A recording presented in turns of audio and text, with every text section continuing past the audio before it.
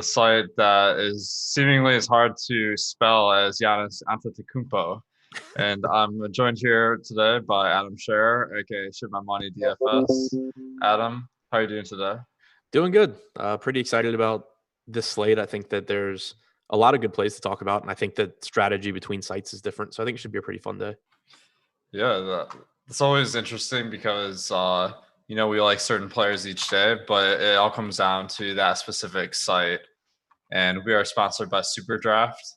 Uh, they have a really interesting format where you don't have to add up all the salaries to make your lineup. You can choose whoever you want, and then you get a multiplier bonus based on how good of a player they are. So we're gonna talk some super draft strategy later in the show. I got a really interesting game to kick off the slate with. We got Washington versus Atlanta. Now, it might be a little bit hard to break down this game completely because Trey Young, he's questionable, and if he misses this game versus Washington, it's probably going to be like every single Atlanta player in your lineup tonight because Washington's one of the best matchups in the league. So, what are you thinking if Trey Young will play tonight, and how will that affect your strategy for the slate? Yeah, I mean, I have him in for right now. Fortunately, it's a 7 o'clock game, but if he's out, obviously it opens up more usage for everyone from Kevin Herter to Cam Reddish to John Collins, but also a lot more playing time for guys like Jeff Teague and Brandon Goodwin, who are essentially minimum priced, facing Washington, like you said, one of the best matchups in the league. So we already have a bunch of really cheap value due to some injuries in later games, but if Young is out, then it really opens up the slate as far as there just being an abundance of really cheap value plays, an abundance of guys to pay up for, and a really, really high scoring slate. Yeah, that's to say the least. I mean, the over under in this game is 245. If Trey Young was ruled out, it might go down a little bit, but we saw the other night with that Minnesota New Orleans game, a similar over under, and man, that game, if you didn't stack that game, you're just in trouble. So, how does the pacing of this game affect like how you would approach it versus just your average game? Well, I think on this slate in particular, there's a few games that, totals not quite as high, but that are still really high totals and that you have, I think, really good plays from. So I probably will have within any individual lineup, I would expect that I have a little bit less exposure to this game than, for example, that Minnesota New Orleans game or the Atlanta Memphis game that was terrible a couple nights ago, but had a similarly high total. If Young is out, though, then I think that changes a little bit because I would just have so many different plays from Atlanta. But if Young is in, I think that there's definitely priority plays from this game, but that pricing is still a little bit more efficient in this game than it is in some of the other high total games. Yeah, so maybe the sites did a good job of pricing guys up, given that this is one of the best fantasy matchups for both teams that you can get. So let's break down the individual players. I don't want to spend too much time on Atlanta because we might get this news Trey Young is not starting, and then circle back during the show. That usually comes out pretty early when he plays or doesn't play. But okay, so if Trey Young is in, he's 9,900 on DraftKings, 9,900 on FanDuel. How would he stack up among the studs on tonight's slate? I'd absolutely love him if he's in. I think that the salary is too cheap. Typically plays, 35, 36 plus minutes, assuming the game's competitive. It's a great matchup against Washington. Not only, a bad defensive team, but actually the worst team in terms of points per possession allowed to pick and roll ball handlers this year too. So a good like specific matchup for Young, a good general matchup for Young. Everything would look really, really good there if he's in. I think that there's a lot of really good top end plays, but that he'd be a priority if he does suit up. Absolutely. I mean, 10K is like his usual price. So he didn't get that price bump that you'd expect facing Washington. So I think that I definitely agree with. And then some news on this team, Dwayne Dedman and DeAndre Bembry are both back for this one. Now, Dwayne Dedman has averaged 23 minutes a game for the Hawks so far since he got picked up. And he's only 3,400 tonight. Now, he plays center, which is a stack position. So are you going to with any Dedman, or is it just too hard to get to him over some of the other guys? Yeah, I will, especially on DraftKings. On FanDuel, I'm actually not sure if he's center or power forward, but if he's a center there, it's harder obviously because of their and he is a center. It's harder because of their only being one center spot. But on DraftKings with two center spots, I think that you can get to Dedmon pretty easily because you can make some really good uh, builds with like two punt centers today. If you go Dedmon Baynes, there's a ton of guys to pay up for at other positions. Or, you could go with Dedmon plus one of the more expensive centers that's in a really good spot. So at only 3,400 on DraftKings, you're still talking about right around a fantasy point per minute player in a good matchup, assuming he plays low to mid 20s. Like the minutes have been down a little bit because of foul trouble too. So the potential for him to at least play a little bit more. I think that he's definitely underpriced on DraftKings. Nice. Yeah, he makes a nice play on DraftKings. And the matchup versus probably Thomas Bryant starting, it should fit his skill set pretty well. So John Collins also, I'll note, is pretty cheap for the matchup. 8,500 DraftKings, 8,400 FanDuel. So he looks like a good play. If Trey Young's out, he'll look even better. Now on the Washington side, I'm seeing like really good value across the board. First of all, Shabazz, Napier, and Jerome Robinson started last game. Ish Smith is out. So Shabazz Napier, I thought there's no competition for these point guard minutes. I thought he'd play a lot, but he ended up playing just like a moderate amount, not too much different than normal. But I have him at 30 minutes, which makes him look pretty decent. So what do you make of Jerome Robinson and Napier now that they're starting? Yeah, I'm with you on Napier. I have him at 30 minutes as well. You got 26 minutes last game, but he sat the final 4 minutes of that game. I think that typically you're going to get 30 or a little bit more from him, and it's obviously a good matchup. So I think he looks really good. He's someone that has averaged between 0.9 and 1 fantasy point per minute for both Minnesota earlier this year and Washington since coming over. Outside of Bradley Beal, it's not like there's a lot of high usage guys on this team, so Napier should still be able to produce, and it's obviously a good matchup. So I think he looks good. I think that Robinson is a little bit tougher because he's the minutes I think should be there. Like you should get 26 to 28 minutes from him, but it's also risky because there are still a lot of bodies here. Troy Brown will still get some minutes. You had Bonga play 28 minutes last game. I think that comes down with Bryant being back, but still a lot of bodies and still someone that's not a high usage player because he's going to be playing so many minutes alongside Bradley Beal. For sure, yeah. Robinson, he only has a 13.7% usage rate, so not very exciting. Doesn't even get really assists or rebounds, but he should get the minutes. So because he might play 30 minutes, he's not that bad. But the guy I'm really interested in on this team, it's gonna be a shocker, Bradley Beal. It might be his string of getting like 50 points every single game, it seems like. But over the last 15, his usage has been at 37%. He's getting a lot of assists. He's 10.4K on DraftKings, 10.1K on FanDuel. Is he going to be one of your top studs of the night?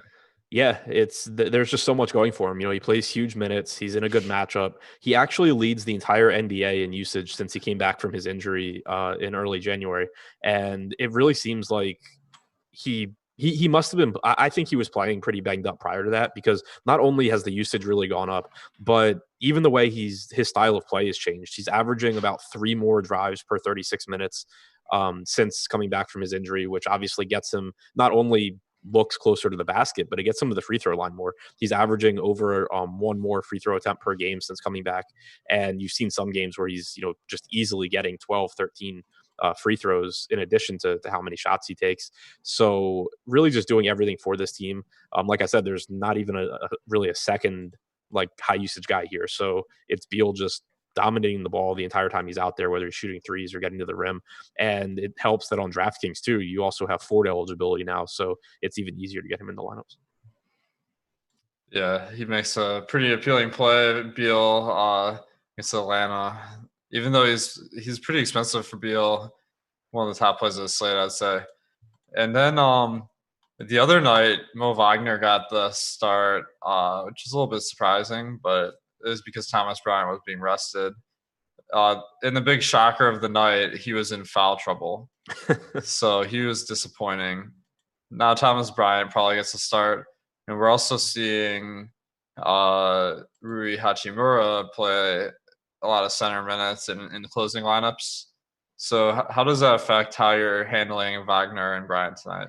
I don't really have much interest in Wagner because his salary came up, and prior to the last game where Bryant was rested and Mahinmi didn't play, you hadn't gotten more than 16 minutes from Wagner more than once, and I think it was like his last 8 or 9 games. So I'm expecting that you go back to the really ugly center rotation where you're getting something like 18 to 20 minutes for Bryant. You're getting around 16 for Wagner. I think you get 10 for passing sneaks or something in that range. So it really just makes it really, really difficult. If you wanted on some slates, I think you could make more of a case for taking some shots at Thomas Bryant, just hoping that he gets around 20 minutes against Atlanta at 4K. But you're on this particular slate, you're paying, like 25% more or 33% more for Thomas Bryant than for guys like Dedmon or Aron Baynes, who probably play more minutes and project even a little bit better than Bryant. So it makes it a really thin play, I think. For sure. Yeah, I kind of like Bryant in isolation, but compared to the other guys on the slate, as you're mentioning, he's not going to really compare. And I don't think this matchup versus Atlanta is really favorable for Bryant and Wagner because Atlanta runs a lot of lineups with Collins at center. And the Wizards like to play small too, so I think that would probably be more likely than these guys splitting 48 minutes. Now the next game. Oh, sorry, I forgot. One of my jobs is to ask for likes. So if you are planning to take some players from this Atlanta-Washington game, please hit the thumbs up. That'll ensure that the predictive abilities of me and Adam are at their highest level. And since we're telling you guys to play some Wizards and Hawks here, we're going to need your help. Thanks for hitting that thumbs up. So Oklahoma at New York. Oklahoma City, they're 7-point favorite, 219 over under. Now both teams not very exciting for fantasy purposes, but the Knicks obviously a pretty weak team in the league, so that could bode well for the Thunder. No particular player is really standing out a ton for me, but is there a guy on the Thunder you're eyeing here? Not really. I think that their production is so spread out when they're all healthy that this is just another slate where I think, all of the main guys, Paul, Gilgeous-Alexander, Gallo, Adams, and Schroeder all look like they're priced pretty appropriately. Like, I don't think that they're in a vacuum. I don't think that they're bad plays because I don't think that they're really overpriced, but I don't think that they're great values either. And then you start comparing to this particular slate where there's a ton of guys to pay up for. There's a ton of value at basically every position. And I think it's going to be really difficult for me to get much of OKC. Yeah, no, like there's so many good plays, like you're saying. So a little bit tough to get to them, but I see some diamonds in the rough here. So Gallinari, his usage has been pretty high recently, 25% over the last 5. And he's 6,100. On a different slate, he could be like the chalk play of the night. But because there's so many good options, not really standing out. And then Chris Paul on Fanduel is 7,200. That's kind of appealing, but there are a lot of good point guards on the slate. We just talked about one in Trey Young. So on the Knicks side, this is probably one of the biggest pieces of news of the night is Mitchell Robinson is questionable. When he was out last game, Bobby Portis played a ton of minutes, and he'll probably be a premier value play tonight if Robinson ends up sitting out again. So what did you make of Portis today if Robinson sits? Yeah, I would expect, an upper 20s in minutes from Portis again. His salary came up a little bit to 4,500 on DraftKings. He's 4,100, but a center on FanDuel. So it would, I think, be tough to get to him on FanDuel at that price. On DraftKings, it wouldn't be as difficult because he has power forward eligibility. 4,500 would certainly be a perfectly fine price tag if Robinson is out because, again, you would assume that Portis is playing upper 20s in minutes. It isn't the greatest matchup, obviously, going against OKC. So that concerns me a little bit. Maybe you could get a little bit more Taj Gibson matching up with Steven Adams potentially. But I think that Portis would still be a pretty decent value. Yeah, definitely. I think I was a little bit skeptical that he'd play as many minutes as he did, but we saw last game That's probably going to be what happens. And then Taj Gibson. In other games where Robinson was out, Taj Gibson played more minutes, but he just played the same amount last game. So hard to go to him tonight. Randall, he could benefit a little bit because I mean he's going to play more center, I suppose, if Robinson is out. How are you liking Randall today? He looks like the best guy to me from the Knicks. His minutes have been down a little bit recently, but I still think if you're going to get around 32 minutes, that the price tag has dropped enough. He's 7,600 on both FanDuel and DraftKings, and in the games that he's played without Morris, he has about a 30% usage rate. Still rebounds and picks up assists. So even if he is losing maybe a couple of minutes, it's not significant enough that I'm too concerned there. So I think Randall looks pretty good. I agree. I really like him at his current ownership, which we have at 8.8%. I have him at about 25% chance to get more than 10 points above value, which on this slate would be about 48. It's a 25% chance of hitting that number. And that is far better in the ownership. So maybe a little bit of a good play here. If you don't have access to the boom bust tool, it's probably one of the most interesting tools on the site because you can compare the ownership directly with their chances of success for each player. And you can use the promo code Deeper Dive to get 50% off your first week, so you can try all this stuff out. We have great features like the Deep Dive by Adam, and also the other Adam, and live blog. We got projections, ownership. So promo Deeper Dive for 50% off that. All right, the last Knicks, RJ Barrett, Harkless. Any interest? Not really, just too big of a slate for me to get there in what I think is a pretty unappealing matchup. The salaries, in a vacuum are okay, but I just don't really see myself getting to it. Same. The next game, probably more interesting here. Spurs at Nets. Now with DeMar DeRozan being chalked the past few days, he's really disappointed. You'd think with LaMarcus Aldridge being out, DeMar DeRozan would be even better than normal. But because of these poor performances, the salary has actually been on the decline, even as Aldridge continues to sit out. So once again, I might live or die with some DeMar DeRozan in my lineups here. But how about you? Are you going to jump off the train, or are you going to keep on it? No, I'm staying there. One thing that I do like here is that this relative to the last few games where he's been really disappointing without Aldridge.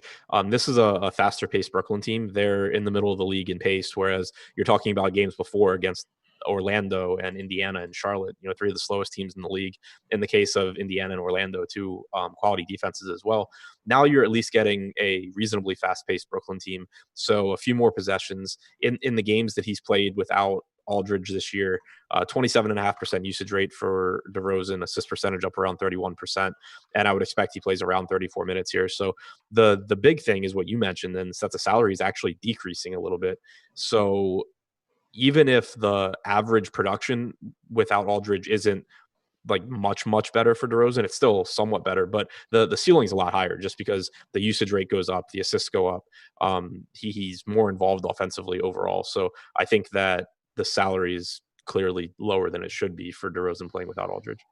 Yeah, I'm equally optimistic here. I think that this is just common sense. So when Aldridge is out, DeRozan is going to get more shots, especially because Aldridge is being replaced in the starting lineup by Drew Eubanks, who has a usage percentage of 15%. And it hasn't happened yet, but I think common sense prevails in the end here. So DeRozan is probably one of the top plays of the night, in my opinion. The other guy that's really been excelling is Trey Lyles. With no Jakob Poeltl in the lineup now, he stands to rebound the ball a little bit more. Although Drew Eubanks does have a pretty high rebounding percentage himself. Trey Lyles, he hasn't been a high usage player for the Spurs this season, but in past seasons, he had much higher usage, around the league average of 20%. So there is potential for him to take on more of an offensive role with some guys out. How do you like Trey Lyles today? He scares me because the salaries come up a little bit and because he plays on the Spurs. But one thing that I think makes him appealing is that even though he was really disappointing last game, he was like 40% owned against Charlotte and had a terrible game, but he still played about 33 minutes. So you got 33 minutes there. You had, I think it was 34 the game before that, and like 40 3 games ago. So basically what you have is that the minutes were where we expected them to be. He just underperformed, but now we have him projected for 10% ownership, whereas he was, 40 on that slate, obviously a different slate, but seems like people, maybe jumping off because of the bad game. And I think in general, people get kind of gun shy as soon as someone on the Spurs disappoints, but nothing, as far as I'm concerned, has really changed from how he projected in that game against Charlotte. I still think that he projects as a pretty solid option. I still think he gets into the mid 30s in minutes. So if the ownership's coming down, I think that it's a pretty good time to go back to him. Yeah, I agree. I think there's a lot of potential there with him playing upwards of 35 minutes in some games. So Trey Lyles could be another kind of go back to the well spot here. And I think also an underrated factor for the Spurs here is that Marco Bellinelli's out. It makes it a little bit less likely that the Spurs go really small. But Keldon Johnson has been replacing him in the rotation right now. And then finally, Deshante Murray, most appealing, I'd say, on FanDuel at 5,500, but he stands to shoot a lot without Aldridge as well. How are you feeling about Murray tonight? Yeah, I think tough to really prioritize him because there's so many good guard plays. I do agree with you that the pricing on FanDuel looks a little bit better. He's the nice thing about him is that on slates like this, he typically gets like 2% ownership. So it's not like you need a lot, and he is a really high upside player, but definitely not one of my higher owned guys. Yeah, definitely a contrarian play, but with Aldridge out, when you're comparing him and Derek White, or at least whether Greg Popovich, who he's going to choose to give the minutes to, Deshante Murray is more of the ISO player with a much higher usage. So that might be in greater need for the Spurs, depending on how this game goes. On the Brooklyn side, we've got Garrett Temple out. Honestly, it doesn't seem to make much of a difference as they replace him with some other bench guys. But Spencer Dinwiddie, Karis LeVert, both have seen their prices drop a little bit, and the Spurs certainly aren't a good team defensively. So how do you feel about going to some Dinwiddie or LeVert here? Yeah, I really like going to them, especially LeVert, who has just been the highest usage guy without Kyrie. Usage rate in games without Kyrie this year for LeVert's up around 32%.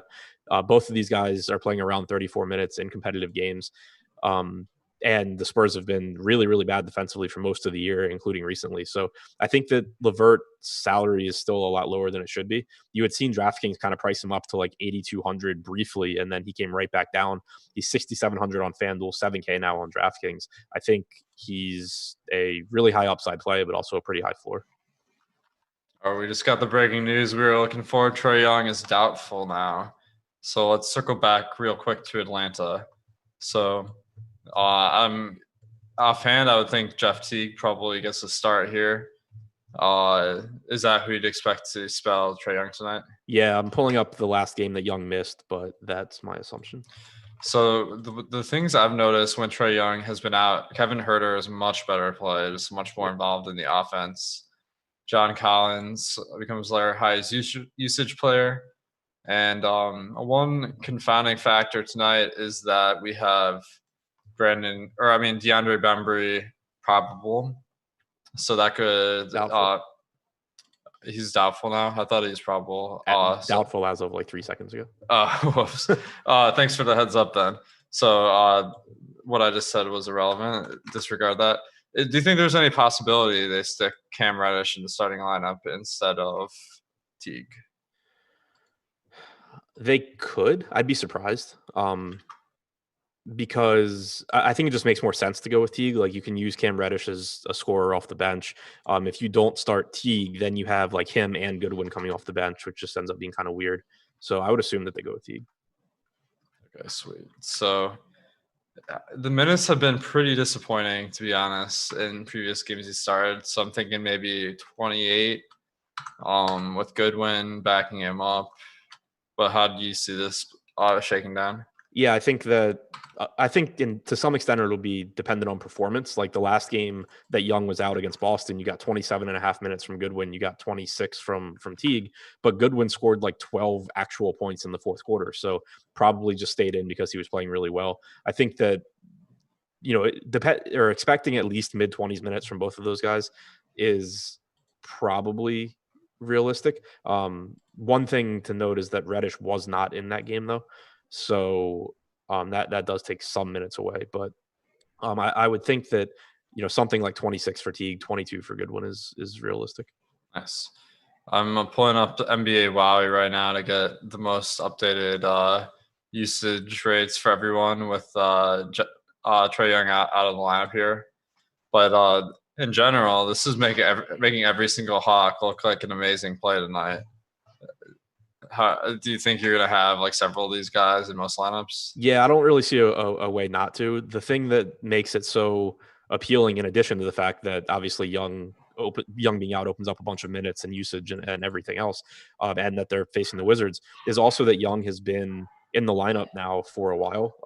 You had seen stretches earlier this year where he missed several games, but the last game he missed was on February 7th. So it's been almost a month now for prices to drop. And, that's why now you have Teague at 3,300.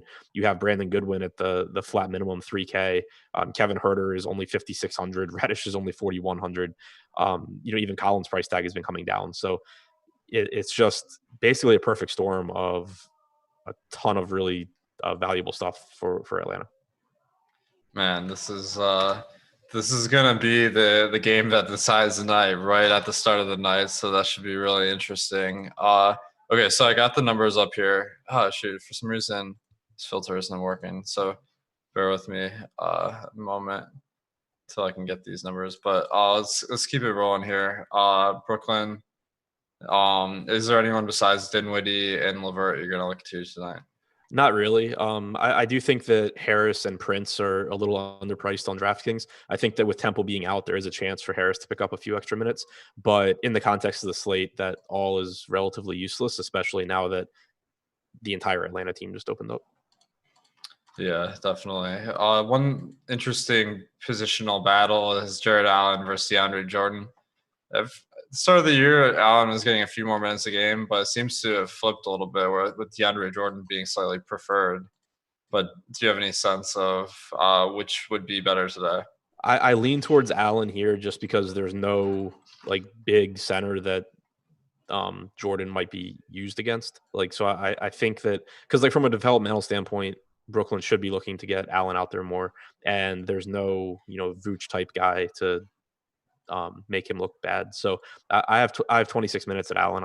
or 26 minutes for Allen, 22 for Jordan. At 4,800 on DraftKings, I think it makes Allen look okay. But the problem that you run into is still that he's $1,400 more than Dedmon and $1,800 more than Baynes. Yeah. So with so many good plays on today's slate,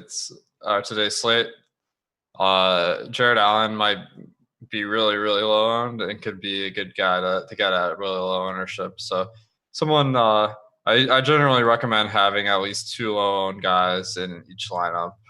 And actually, one site where I found that having even more contrarian strategy than normal pays off is SuperDraft, because there's no salary cap. The highest owned players end up being like probably 80% or more sometimes. So the strategy there is really interesting. We'll get into it in greater detail later.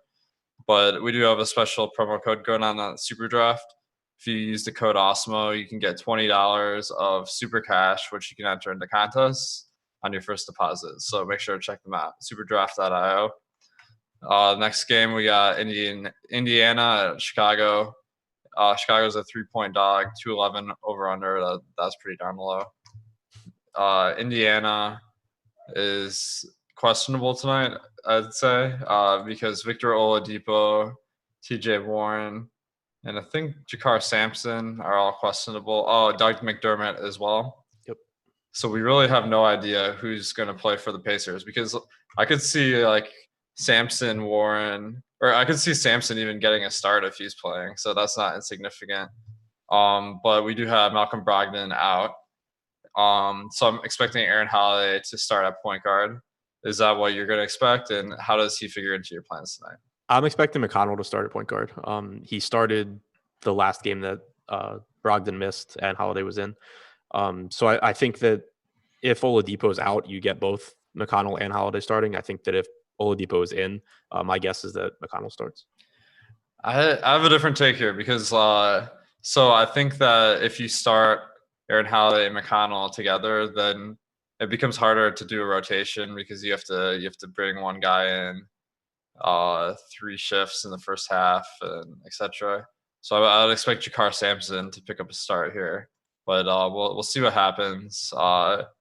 So Holiday and McConnell are the same price on DraftKings, so you can easily swap them once we get the starting lineup, which will probably be after lock. But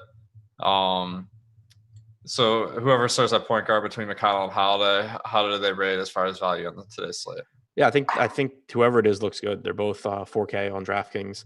McConnell, obviously is, or both of them, when they're filling in for Brogdon, are pretty productive players. If Oladipo's out, there's even more usage to go around. But one thing you notice, because earlier in the season, Aaron Holiday was getting a lot of starts for Brogdon, and his numbers are drastically better when he's filling in for Brogdon as opposed to filling in alongside Brogdon when like Jeremy Lamb was hurt. So whoever does get the start, I think looks like a good value. Obviously, they are diminished a bit now because they're not, Jeff Teague against the Wizards for the minimum salary, but I still think that whoever is starting looks good. Nice. Yeah, I agree. Probably not the best value on the slate with guys yet to come we're going to mention, but ranking up there. So I got the numbers up here for Trey Young out now. So we got John Collins at 25% usage. On a season, he's at 22.5%. But I do see, let's see, his assist percentage goes up about to 10% from 8%. So this it doesn't seem to move the needle extreme amount for Collins in the past when Trey Young hasn't been on the floor. But do you see him as maybe being underrated if you go by that metric? So one thing that kind of is an issue for me with Collins, because I like him. I like the matchup, obviously. I think the salary is good. But it seems like whenever Young is out, Collins' ownership like explodes. And like you said, the production isn't drastically different. The usage goes up a little bit, but on a per minute basis this year, he hasn't been significantly different with or without Young. So I think there's a tendency for him to be a little bit overowned when Young is out. So it is at least something that I would pay attention to as far as what the ownership projection does. The higher usage does give him at the very least a higher ceiling though. So if ownership doesn't really move, then he does become more appealing. Yeah, definitely. And so I expect him to be one of the more popular players on the slate, but he does look excellent. I mean, with Trey Young in, he'd be a good play, and that extra bump pushes him a little bit higher than being a great player that's being excellent. But the guys I'm really seeing stand out, Jeff Teague's stats with Trey Young off the floor are pretty insane. Of course, this is a lot of bench run, but 22% usage, 37% assist percentage, and this is all for 3.3K. So that's kind of putting him up there for me along guys like Baynes. So do you think Teague is a top play now? Yep. Yeah, I mean, I think that there's like kind of a tendency because he's disappointed, I think, before, but so there's kind of a tendency to like be gun shy, but you're still talking about a player in Teague that is a productive player on a per minute basis. Even going back to earlier this year with Minnesota, now you have him on Atlanta in a great spot. He's really, really cheap. To me, it's just a situation where you play him and move on. And if he somehow disappoints at 3,300, then, you move on to tomorrow. Yeah, that's a good attitude because I hear a lot of people talk about how like they've been suckered into playing some of these cheap guys and it doesn't work out. And then they're like, oh, my strategy isn't working. I got to not fall for the chalk. But these guys really do pay off more often than not. Yeah. And Teague, he stands out as probably one of the best plays here. Especially if you're playing lower stakes tournaments too. Like these really good values so often are still like 60% owned in those as opposed to, 85, 90% at higher stakes. So there's even less of an edge in like trying to get cute and fade them there. Like you're better off just jamming them in and making your contrarian plays with guys that actually have similar projections. Yeah, one of the metrics you can use to kind of evaluate if a guy's ownership is legit is the boom bust tool. And right now, after updating all the projections for Atlanta, I have Jeff Teague at a 75% chance of a boom here. So that's his ownership's going to be high, but definitely someone that's worth it. So going, we got some more news here. This is some Dallas news. We also got the news that Thomas Bryant will start as expected. Dorian Finney-Smith is out. Luka is playing. But we'll get to that game. Chicago. Pretty hard to find anyone on this team because Denzel Valentine is coming off that injury. He's been getting a start. Wendell Carter and Lauri Markkanen, as well as Otto Porter, are all coming off the injuries and are limited. Although Wendell Carter, his minutes limit, I haven't seen any news about. He could be back to near full strength. And then Shaq Harrison, after picking him several days in a row, hoping he'd play big minutes, he finally did yesterday when I was off him. Today I'll probably be off him as well, so that gives you guys the green light here. But how do you feel about the Bulls here? Not very good because you have, obviously Levine being out opens up a lot of usage. You're getting a ton of usage for guys like Kobe White, but with Markkanen coming back, with Porter coming back, with Carter coming back, they're soaking up minutes. So, the only guy that I have projected above 30 minutes on this entire team is Kobe White. And then on top of that, it's an unappealing matchup against a slow Indiana team on a slate where there's a ton of spots that should be really high scoring and a ton of underpriced players. So if I got to like anything here, Kobe White, I think is still the most appealing just because of the shots that he's getting up. But overall, I just don't think Chicago's very appealing. Same, yeah. I think that not on a huge slate like this, not a team you really need to focus on. So Miami, let's move on to this New Orleans-Miami game. New Orleans is a 2-point favorite. We've seen teams have huge performances against New Orleans, so that kind of leads me to thinking that Heat could be worth rostering today. And we'll start with Jimmy Butler. Somehow his price never seems to be high enough. He's at 7.9K on DraftKings and FanDuel, and his multiplier on SuperDraft is 1.35. How do you feel about Butler today? I think he looks like a pretty solid option. He's another guy that on DraftKings has that guard forward eligibility, which is really useful. Typically plays around 34 minutes, 26% usage rate for the year. Fast-paced New Orleans team. I think, all that looks good, and he's, a pretty high floor guy. Yeah, I agree. I think that with some of these extreme value plays, he might be another guy that kind of goes under the radar a little bit. So someone that you can consider in GBPs here. And then as far as the rest of the team, Bam Adebayo has had some monster games, so he's always on the radar. But what about tonight?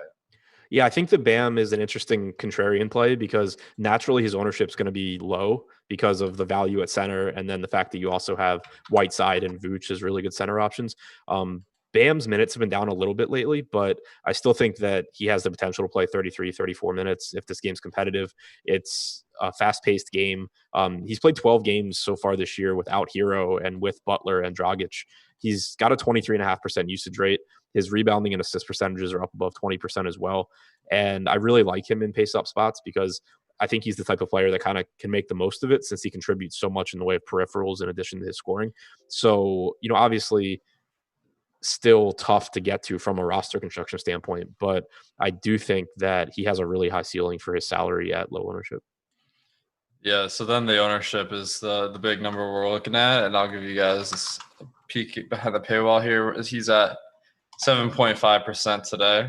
So he'll get you above a lot of the field if he has a big game, but definitely not going to guarantee a huge night. Any interest in other Heat players? Not really. They're just for the most part healthy now. So I think, I think Butler and Bam are a little underpriced, but outside of that, it seems like a team where if this slate were different, I would take some shots because there is some, relatively cheap pricing on guys like Kendrick Nunn and Duncan Robinson. But with it being as wide open a slate as it is, and there being as much value as there is, it's really, really low probability, I think, to, get these guys to be a top play and then, all that value to bust. Yeah, for sure. New Orleans on the other side here. Zion seems to always be popular. I was tilting super hard because, he was super popular, and I was like, well, the only factor I'm not really confident in is the steals and blocks, because up to that point he hadn't been getting very many of either.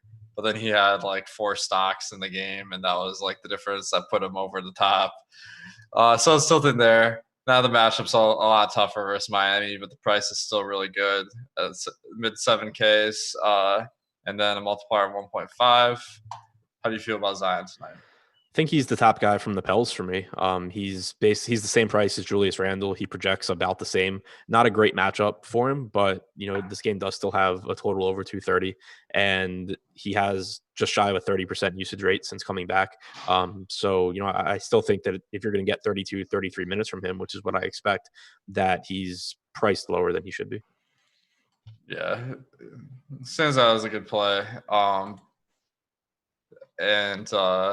Yeah, I think he might go under the radar a little bit tonight because of all the big games here. But I don't feel really confident in the predictions that I'm making right now because they're only 200 likes. So make sure to click that thumbs up here. All right. And also, you made it sound like the Pelicans, the rest of the team, not that interesting. I've seen the prices go up on guys like Holiday and Ingram. So yeah, it seems like the pricing has gone up on everybody except Zion. Yeah. Well, people love playing Zion, so I'm happy they can still fit him in their lineups here. Orlando, one of the more banged up teams of the night. They're playing Minnesota. Excellent matchup. Orlando has a team total of almost 120 here, and they're one of the slower teams normally. So I guess that Evan Fournier isn't one of the key players because he's out tonight, and they're still projected to do this well. Filling in for Fournier is Wes Iwundu, a guy who only has a 12% usage rate, so that's 10% usage to distribute to other guys. So how are you starting off with Orlando Magic here? Yeah, so I think that it benefits pretty much the entire team, Fournier being out, because he is a relatively high usage guy. But the two that stand out the most are Markelle Fultz at point guard. He's inexpensive. I think that you could get a couple of extra minutes from him with Fournier being out. And also pretty much no matter who you put on the floor or take off the floor, if you already have Fournier off, Fultz's production jumps a lot. His usage jumps a lot. He's only played one game without Fournier this year, and that was his triple-double against the Lakers, where he played 33 minutes as well. So really fast-paced Minnesota team, nice pace-up spot, bad defensive team.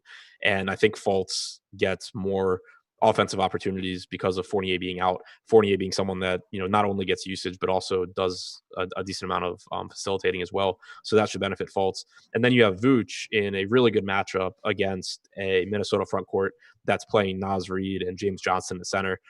So Vooch should have success there anyway. But then if you take Fournier off the floor, he gets up over a 28% usage rate, and he's been playing really big minutes recently as well. So the opportunity cost at center is obviously a lot on this slate, but with Young being out and with all that Atlanta value opening up, it makes it easier to get Vooch in because you can get very similar value from guys like Jeff Teague as you could from these cheap centers that we talked about. And so it makes it easier to get the Vooch without sacrificing a lot. So those two look really good. I think that Terrence Ross has a high ceiling as well. He should see increased usage and potentially a couple more minutes, but you've been getting over 30 minutes from him pretty frequently recently anyway. The biggest difference or the biggest change for me in Orlando from when I wrote the deep dive article earlier was I'm a bit less interested now in guys like Michael Carter-Williams and DJ Augustine because of all the Atlanta value that opened up. I think guys like Jeff Teague look better than Carter-Williams or Augustine. Yeah, Augustine was someone that got on my radar too because his season average is 25 minutes a game, a lot of which came off the bench. So with Fournier out, it could be the chance that they take to run more Fultz Augustine lineups. So he's on the radar. And then Vucevic, Fultz, as you mentioned, both pretty underpriced given the current situation. And then Aaron Gordon, he's seen his price go up a ton to 8,600. He's the one Magic guy I don't really love on DraftKings, but on FanDuel at 7,100, he's fine. Yep. What do you make of that price tag? Yeah, I mean, I really like the matchup for him, and the usage goes up, but it's just really tough for me to get to 8,600. But FanDuel, I agree with you. Great price there at 7,100. I think he looks like one of the better power forward options. Nice. Okay, got some news. Mitchell Robinson is in, so no Bobby Portis tonight, and Kevin Knox also playing. Moving on, Minnesota.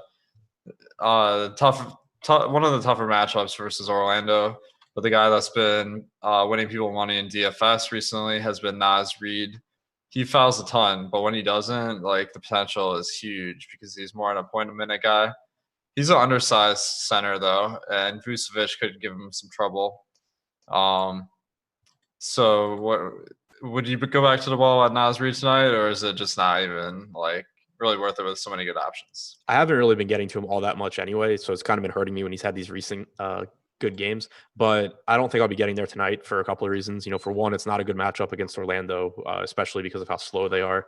Naz Reid is a power forward on FanDuel, which makes him more appealing naturally than on DraftKings. But his salary jumped about $1,000 to $5,500. And one thing that stands out is that if you look at his season-long numbers, he's been a high usage guy. But if you look at the numbers since he's been playing with Russell and Beasley, so basically since he's been starting, he only has about a 19% usage rate. He has been contributing rebounds and he's still been productive. But I think it's worth noting that predictably he has taken a hit as far as usage goes now that he's playing with higher usage guys.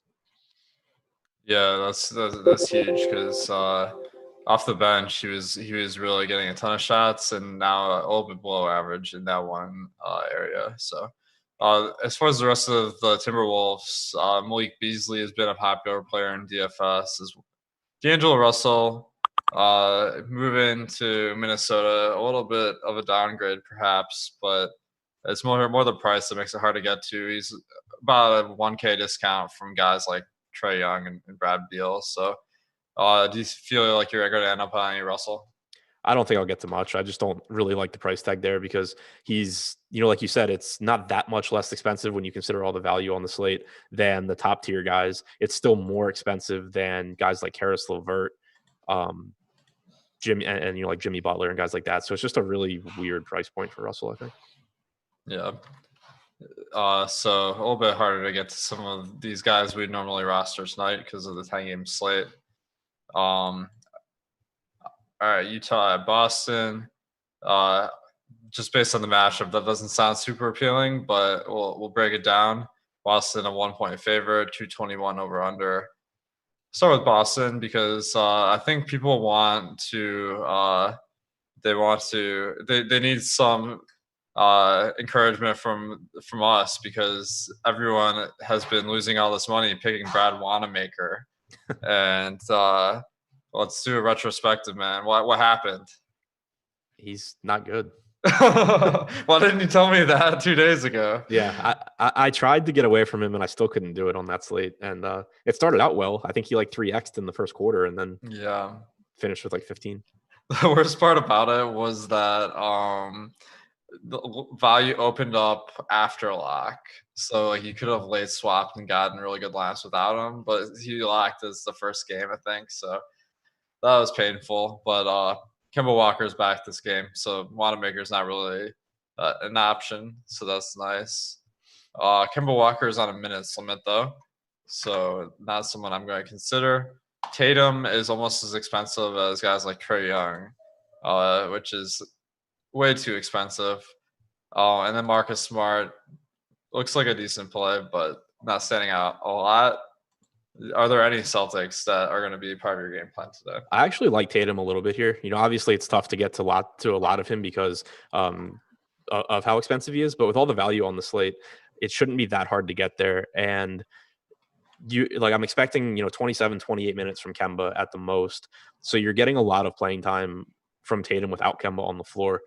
He's been playing really well recently anyway. I have him in for between a 33 and 34% usage rate here. And I think he plays big minutes against the Utah team that's really been struggling. So right now, only projected for like 4% ownership on DraftKings. I think that he makes for a pretty high upside tournament play if the ownership stays that low. Yeah, really paying up to be contrarian because, this is a guy who should be about 8K. Jaylen Brown and Gordon Hayward being out is a positive. But I'm not sure it's enough for me to get there. On the Utah side, no one's really jumping out. They've got 7 guys. They more or less plays core plays, but let's see. Mike Conley, 5,400. That sounds kind of cheap. The matchup is making me not really love it. And then Gobert, he should be in good spot versus Tice because he's got a big size advantage and Tice plays close to the basket. So maybe that'll bode well for Gobert's rebounding hopes. But do you see yourself having any Gobert or Conley? No, I don't think so. I think Utah looks like one of the least appealing teams to me just because the pricing is pretty efficient. There's just so many spots on the slate where guys look like very, very clear values, and you don't have that with Utah. So not the most exciting game, but it could be a good one to watch on TV because pretty competitive one. Next game, we got Memphis at Dallas. We did get the news just now that Luka is going to play tonight. Dorian Finney-Smith is out, and Tim Hardaway Jr. was ruled out earlier today. So I'm predicting Seth Curry and Maxi Kleber to fill out the starting lineup along with Porzingis, Doncic, and I only named 4 guys. So who's the 5th starter here? It should be with Finney-Smith out. Yeah, like it could be DeLon Wright. They could just throw like Justin Jackson or Courtney Lee in there. Based You're on right. what they've done recently, my guess is they just give Courtney Lee like the placeholder start and then keep Wright on the bench. I think you're right. Yeah, Courtney Lee seems most likely to start here. Obviously, that doesn't bode well for anyone really, but Luka and Porzingis should get plenty of shots with Hardaway out this game, and Luka is one of the most expensive guys on the slate at 11.3K on DraftKings, 10.7K on FanDuel. So that's making it hard to prioritize him over guys like Brad Beal. But do you see yourself paying up for him today? I think I'll get to a lot more now that we have all that value just because like I'm not planning on playing 100% Beal. I have Luka, projected a couple points higher than Beal and, he's a little bit more expensive, but I do think it's a good matchup. Memphis is a fast-paced team. Luka obviously is a really, really good, a really productive player, and his minutes have been up a bit recently as well.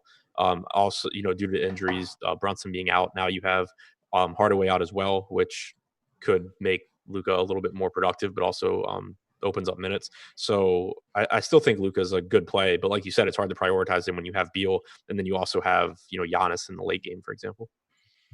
Definitely, yeah. So a little bit of a pricey option today, but with all the value, you can get to him for sure. It's surprising, like, because Memphis seems like they would be a good matchup, but do you see yourself having any guys like Kleber or DeLon Wright with some of these injuries? I don't think so, just because I don't really need to go to that range for value. 5,200 for what I'm expecting is 33 or 34 minutes of Maxi is fine, but I think that I can just find better value elsewhere. Same goes for Curry at 5,700. DeLon Wright at 4,200 I think is okay, assuming he gets somewhere like 28 to 30 minutes now with Hardaway out and with Finney-Smith out. But outside of Luka and maybe taking some shots at a low-owned Porzingis, who's been playing really, really well and playing absolute monster minutes, I don't think I'll be getting much Dallas. All right, we got a couple questions in chat here. Peter says, I heard Memphis is third in defensive efficiency since Jackson Jr. has been out. They've been playing good defense even before he went out. But, yeah, they've been efficient defensively. It's the reason I say it's a good matchup is because they play fast. Yeah, definitely. I mean, like, also, I don't think Memphis, like, they're not a good team overall, so I don't think it's anything to worry about, but Dallas not standing out a ton either. Yeah. We also got over their last 28 games. So since January 1st, they're 4th in defensive rating, but they just play fast enough that I'm not that concerned about it. Yeah. Timothy asks, is Semi Ojeleye a good play? I don't know if he's trolling here. I think Semi had a good game last game. I'm pretty sure. I know he did. Yeah. But no. Yeah, definitely not. Memphis is pretty interesting though, because as the guys were mentioning, Jared Jackson's out, and Brandon Clark is out, and that's opened up a lot of wing minutes because Melton joined the starting lineup. He had been taking minutes from guys like Brooks and Kyle Anderson, and now Ja Morant and Tyus Jones are also playing together, so that's more minutes for Ja Morant. but Memphis has been involved in a ton of blowouts recently, so their minutes per game numbers haven't really budged, but I'm expecting them to get more minutes. Is there any Grizzly player you're keying in on tonight? I'll be probably still getting to some Dillon Brooks because I just can't quit him. Like, I don't think he's good, but the guy shoots constantly. In the games without Jackson, he actually has a 28% usage rate. It's just so unusual to be able to get a guy around 5K that has the potential to shoot 22 to 24 times in a game, and then also to be getting that guy at low ownership. So, obviously he's not very good. He misses a lot of those shots, but he's willing to take them, and the opportunity is, I think, really appealing at his salary and low ownership. I agree. I really love Brooks today because I feel like the blowouts, if people aren't paying attention, they're not going to see that Dillon Brooks' minutes actually have gone up because he's only averaged 30 over the last 5. But especially Dallas, they don't play particularly big. So I think the potential is really there for Brooks to excel, and his usage over the last 5 games has been 30%. Like you said, it's shooting like crazy. So he's going to be a guy that not the greatest game, but he really stands out as an excellent play. And he's only 5% owned in our ownership projections here. So that could be a guy that's contrarian and an excellent play, which is hard to find these days. So do you see yourself loading up knowing that 5% ownership number? Yeah, I mean, the only thing that'll probably keep my exposure to him in check is just the fact that I think it's very clearly a stars and scrub slate, and I don't really know how often I get to that price range. But like you said, it's just so hard these days to find guys that have his kind of upside and are low owned, and that's the case here. I mean, 11 field goal attempts last game in 22 minutes in a blowout, 17 in 24 minutes the game before that, and then 24, 22, and 26 field goal attempts. It's just so unusual to get a guy at 5% ownership that's only 5K and has that kind of opportunity. Yeah, that is really outlier as far as salary. So I definitely recommend loading up as well. He has 1.65 multiplier on Super Draft, which will make him a decent play at wing. Actually tied for first in the Super Draft contest last night. Won a cool $3,500. So Sweet. that was pretty nice. There's 6K up top today, and it locks 30 minutes after the first set of games, I believe. Let me just double check that. But I really like that because 7:30 lock, 2,800 people, and that makes it cool because you can fill out all your lineups on whatever sites you play on and play on Super Draft. It's not at the expense of a different site. So if you play multiple sites like us, that is invaluable time that you have to work on your Super Draft lineups. And we're going to cover that after 7 p.m. lock. So make sure to stay tuned to the end of the show.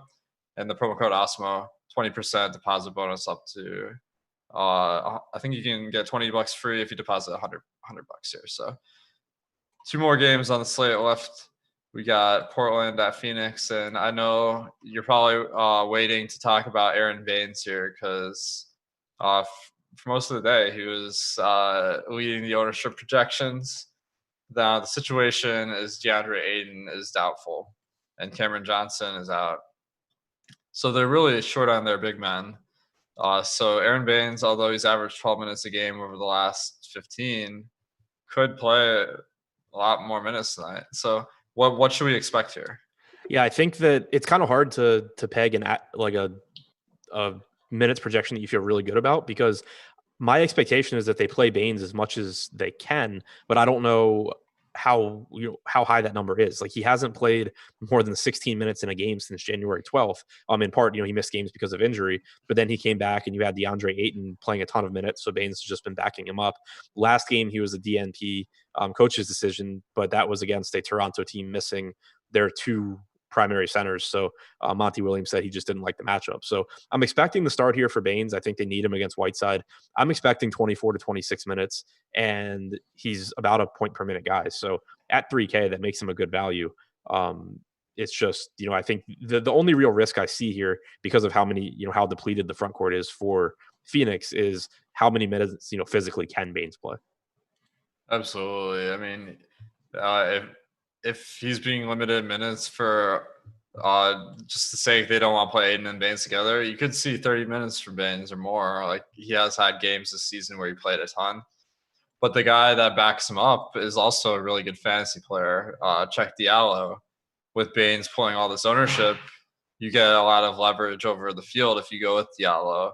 And if you're projecting 24 to 26 minutes for Baynes, that if Diallo plays the rest of the minutes, that would be a big projection. But on the other hand, we can't know that for sure. Like maybe they go small for some reason. Not against Whiteside on the other side, but when they bring in Wenyen Gabriel or Caleb Swanigan. So what are you expecting out of Diallo today? Yeah, I have Diallo in for 18 minutes. I have Saric getting some time at the 5 as well. It's 18 minutes for Diallo is enough to make him a decent point per dollar projection, but with all the other slate on the lineup or all the other value on the slate, I don't think I'll get him in a lot of lineups. One thing to keep in mind too is that Diallo is small also. Like he's 6'8", 220, Saric is 6'10 and 225. So I don't think that size-wise there's a real big difference for those guys. And that's why I think that if Baynes physically can play 30 minutes, I think he will because they need his size against Whiteside. But we saw Saric get backup center minutes last game. I think he gets at least some of them here. Yeah, definitely. So Diallo, definitely a risky play, but it could pay off big. More of the correlation than anything. And I think the other guys on the team, Saric, as you mentioned, could get some center run. Certainly no Cameron Johnson is going to increase his minutes. So he is one of those mid-range guys that you mentioned are a little bit harder to get in your lineup today, but certainly a good play. And then Devin Booker without Aiden, his usage should be really high. And he's cheap, 8,400 on DraftKings, 8,300 FanDuel, and Portland's not a good defensive team. So how does Booker stack up for you? I think he looks really good. He's another guy that'll make it tough to get to a lot of these guard options that we've talked about because I think he really stands out at his price point. It's a good matchup against Portland, like you said. Usage rate should be up over 30% without Oubre or Ayton, and he should play huge minutes too. So I think it's just another guy that I'll have a lot of, and I expect him to be popular. But with there being so many good plays on the slate, obviously ownership is kept in check on most of these guys. So I'm fine, getting over the field on Booker. Nice. Yeah, this one could be the late night hammer. And one additional advantage is if you have several of these guys in these late games, if there is additional news, you can take advantage of it instead of being kind of locked in. So that was something that I really leveraged the other night, actually last night with Toronto, where we didn't have a start. We didn't know who was going to play at all. So I just set a rule in Fantasy Cruncher. You have to have at least 4 late slate guys in each lineup on DraftKings. And then I just always optimize later. So that's something I'm always thinking of. Tonight it's probably not the greatest night to try that, but interesting strategy nonetheless. On Portland, matchup versus Phoenix, they don't play super fast, so but they do have Portland has 118-point team total. Damian Lillard coming off the injury played 32 minutes. I'm expecting today that he won't be limited at all, and that puts me at 36 on average. So until the prices of the other guys come down to account for Lillard's presence, he's really the only guy I'm looking at tonight. How do you feel about Lillard? Yeah, it's pretty much the same boat I'm in, and I think it's tough to get to Lillard just because he's he's so much more expensive than someone like Booker, and he's relatively close in salary to guys like Beal. So I think it's pretty tough to get there. Played 32 minutes last game. I have him in for 36 here. I think he looks okay. It's just pretty tough to get him in the lineups, I think. Same goes for Whiteside, whose production doesn't really change with or without Lillard. I think that he could have a monster game here if Baynes is unable to play more than 24 or 25 minutes. I think that you'd see Whiteside just go absolutely nuts against this front court. So I think he's an interesting tournament option too. Yeah, that's a good matchup insight there. I will mention that Lillard better have a shot going because it'll be hard to score over NBA champion Aron Baynes. But at 9K on FanDuel, a pretty appealing price. On Super Draft at 1 times multiplier, probably wait a little bit more to playing him. But this last game of the night, man, I think this is the one that people are going to tune in for. Milwaukee at Los Angeles Lakers. The Lakers are 1-point favorite, 228 over under. This is a potential championship preview here. So what do you make of this matchup? Should be a lot of fun to watch, and I think that it makes for an appealing DFS game too, because Milwaukee, obviously, the biggest thing that's hamstrung a lot of their guys this year from a DFS perspective has been minutes and blowouts. No real reason to think that they, run all that they destroy the Lakers in LA. So I think, expecting 33, 34 minutes at least from Giannis is reasonable. We've seen the minutes come up a bit recently anyway. And in competitive games, typically he plays a lot. He's the best per minute producer in the league. So it's just a matter of his minutes, and he's not really that expensive. So I think he looks really, really appealing, especially because he's a forward too. And so many of the good plays we've talked about have been guards or centers. It makes Giannis look a little bit better. Also, kind of secondary guys like Middleton and Bledsoe, potentially playing a couple more minutes than average makes them naturally a little bit underpriced relative to the rest of the slate. I still don't think that they're top plays. Like, I would rather play Fultz at 5,400 than Bledsoe at 57. But anytime you get Milwaukee in a competitive game, it makes them look pretty appealing. I agree. That definitely makes a guy like Giannis stand out, because on the season he's averaged 31 minutes. But we know how many times Milwaukee has won in a blowout, and it's certainly enough to change the average minutes per game. So if I put him at 33, he looks like an above average play. I think I'm going to get Giannis a decent amount. And the one guy, I had so much Eric Bledsoe a couple nights ago when George Hill was out. Same. Yeah. It's like, no, he was really low owned. Like, people didn't react to George Hill being out at all. I expect that Eric Bledsoe will play in the 30s instead of in the high 20s with Hill out. So I think if you had him, you were expecting kind of a similar thing. Yeah, he lost basically his last rotation in that blowout. He was like 4% owned on FanDuel. It was looking really good for a while, and then was really disappointing. Definitely, yeah. That's DFS, man. But George Hill is questionable today, so that will be one spot on FanDuel where we gotta kind of guess one way or the other. With Bledsoe, if Hill doesn't play, gonna be a little bit above average play. Yeah, I have him in at 29 minutes now. I think that if Hill's out, you could go over 30. Same. So, any interest in Middleton? Like, he's one guy that I've noticed, like, in competitive games, he still just plays the same amount of minutes. I don't know what it is, but the rotations. I mean, I expect another 33, 34 minutes from him. I think the salary is a little cheaper than it should be for him, but it's just still tough because there's so many guys that are just like drastically underpriced, whereas I think he's a little bit underpriced. Definitely, yeah. 6,600 for Middleton on FanDuel. That seems quite low. So definitely someone to consider. Now on the Lakers side, there are really three guys in the Lakers worth playing DFS now: LeBron James, Anthony Davis, and Dion Waiters. Dion Waiters is unlikely to play in this game. So how do you feel about LeBron James and Anthony Davis? I think that they both look pretty good here. It's going to be really tough for me to get to LeBron, though. He's just too close in salary to Giannis and to Luka for me, who I think look better. He's even more expensive than Beal, who I like more. Davis is the guy that I think looks the best from the Lakers because his salary is a lot cheaper than LeBron. On DraftKings, he's $100 less than Jason Tatum. And you're getting huge minutes from Davis in most competitive games. While Milwaukee is the best defensive team in the league, they also play at the fastest pace. So more possessions and, more rebounding opportunities and all that for Davis. I think he looks really good. I'd be surprised if I get to LeBron, but I think I'll get a good amount of Davis. Nice. Yeah, I think that this might be another situation where you put up a couple of extra minutes for LeBron and Davis. So that puts them as pretty good plays. But as you mentioned, Davis has the more favorable price point on DraftKings. On FanDuel, they're about the same. So LeBron looks a little bit better on FanDuel than DraftKings.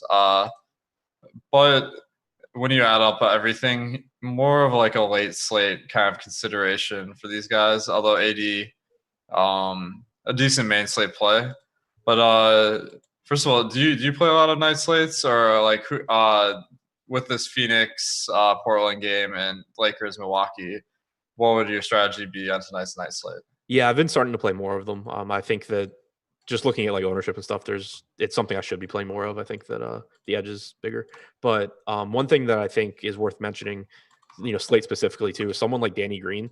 Like, you're just not getting him on the main slate because it's not one of the better values, across all these games. But on the night slate where there's less options, he's basically minimum salary in what should be a competitive game against a team that encourages 3-point shooting. LeBron, not a great 3-point shooter. Davis isn't shooting a ton of threes. I think this is the type of game where Danny Green could have, by Danny Green standards, a ceiling game. Yeah, definitely they'll need his defense. So, if you're thinking about playing Alex Caruso today, he is probable. So, tonight's night slate should be pretty interesting with all this Phoenix value, and then you got the Lakers studs and as well as Milwaukee. But I agree with your sentiment there that it's a little bit easier to make money in the night slate because honestly, like from my observation, people just phone it in on those night slates. They're not trying nearly as hard as the main slate. So I'm always trying to keep an eye on that. All right. Trying to tweak the projections and do the show. It's harder than I realized here. So going back over the whole slate here. So we got a couple of really great value plays in Jeff Teague and Aron Baynes. So how does that affect your strategy overall for today's slate? Sorry, what was the question? We got some extremely good value with Jeff Teague and Aron Baynes, and that gives you so much salary to work with on today's slate. So how is that going to change it up now that Trey Young's out? Yeah, I think that it's a situation where I'll probably, especially in the case of Teague, because it doesn't really limit you in terms of roster construction. Baynes does, at least to some extent, because he's a center. But I'll pretty much just be taking that value because I think it's such obvious value. And then I'm more willing to make contrarian plays in the mid-range and at the top where the range of outcomes for guys is really similar, even if the median projection is a little bit different. When you talk about cheap value, and the reason that I'm willing to just kind of jam it in to lineups is that, you have like a $3,300 Teague. There's not really $3,300 players that have a similar range of outcomes. You can pivot and hope to just run really good and that Teague does poorly and your guy does great. But it's easier and I think more profitable to be pivoting in the mid-range and at the top where you have a lot more options that have comparable ceilings. Definitely, yeah. So should be a pretty interesting slate tonight.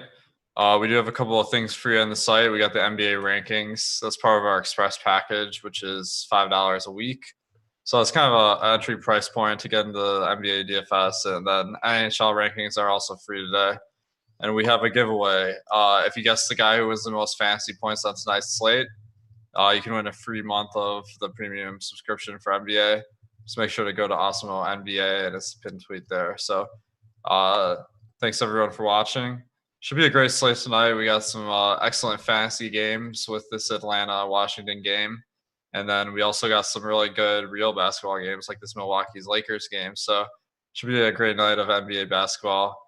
Stay tuned. After the beats, we got Josh Engelman and Chris Spags taking you all the way to lock and beyond with all the breaking news. So thanks everyone for watching. Good luck tonight.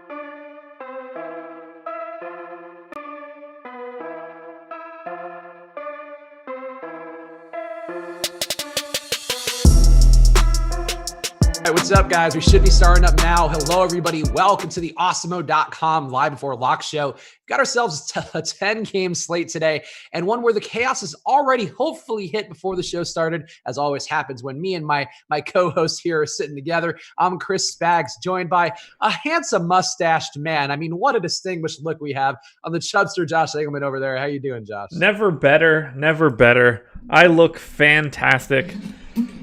I don't look fantastic, but I look way better than I ever expected I would with this stupid-ass mustache on my face. So, I feel good.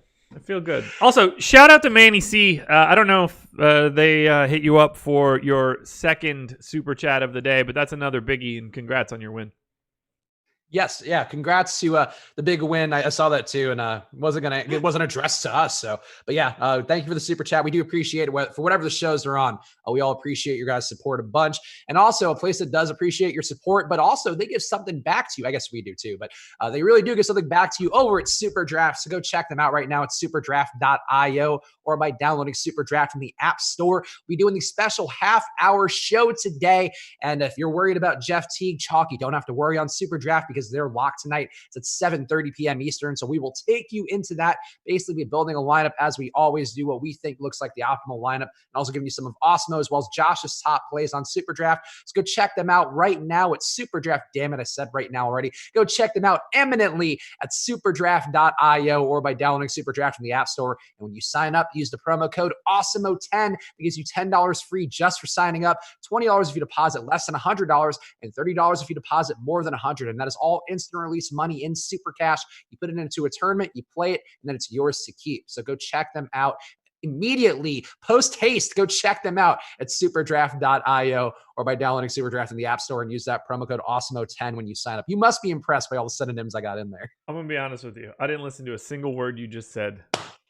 I said right now, and then I caught myself, and then I said eminently and post haste.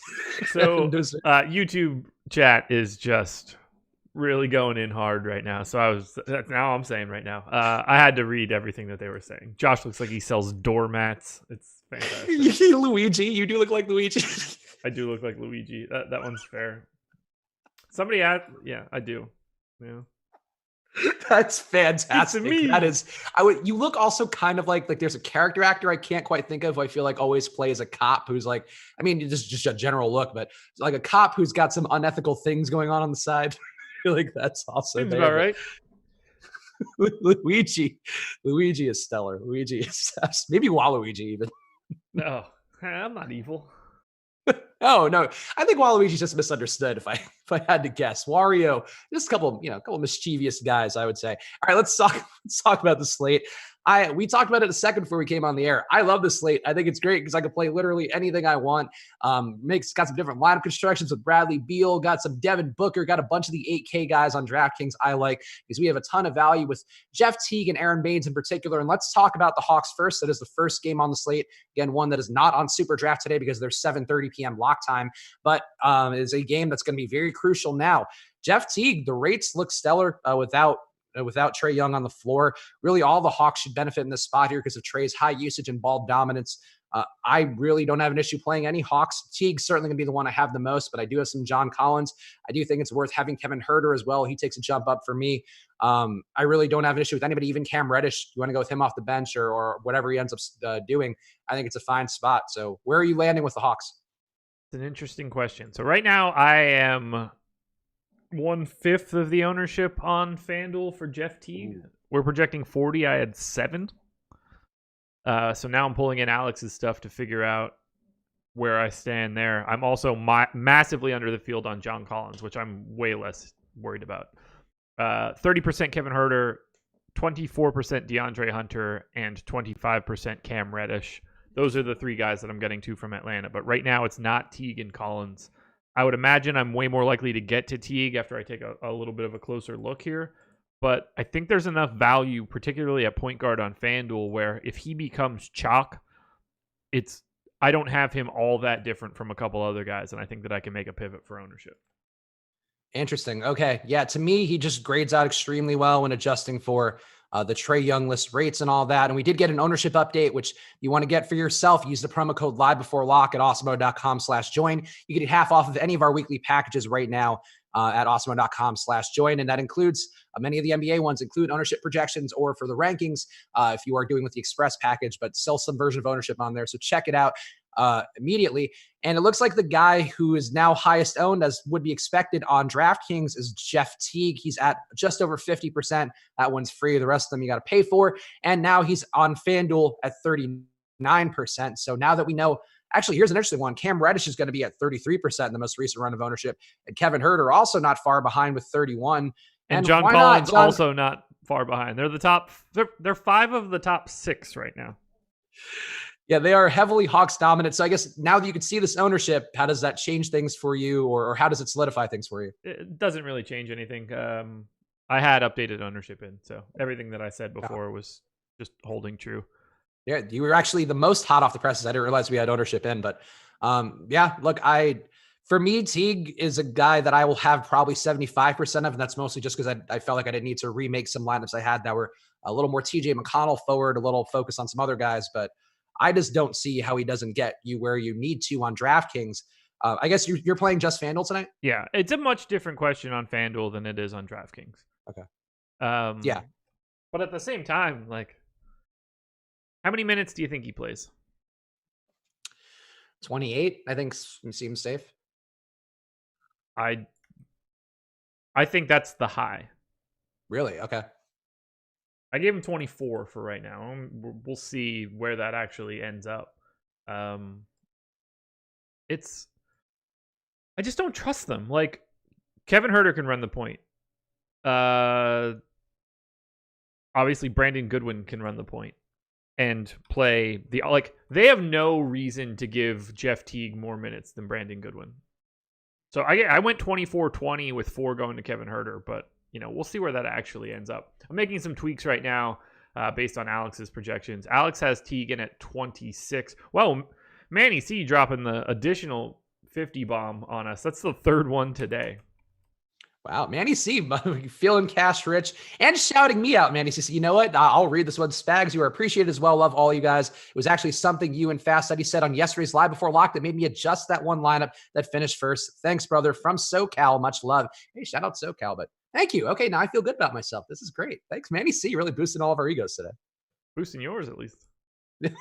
Well, you weren't on the show yesterday. A lot of people really made money. I had a really good slate. I was kind of shocked because I wasn't paying as much attention as I probably should to my lineups, and had a great day. Ivica Zubac, I don't even know how I got him in lineups, but felt pretty good about that. Either way, much appreciated. The Hawks are super tricky today, man. They are. I think your point's fair. And, Cam Reddish, too, a guy whose usage has taken a boost in the past with Trey Young out. I think the fact that he's not starting, I found kind of interesting. I thought there was at least a chance that he would start, though. Adam pointed out in the deeper dive that there was a more logical reason why you would have Teague starting, because then you have Goodwin behind him, and it wouldn't make sense to have both Teague and Goodwin coming off the bench. I think your point's fair, though. I think you can certainly risk it, but at 3,300 on DraftKings, like, the upside of him, or the potential if he does get the 28 minutes or even the 26 and is just productive with him, I feel like that's a very defining choice. But taking a quick look at the DraftKings ownership, what would you do with Teague if you were playing on DraftKings tonight?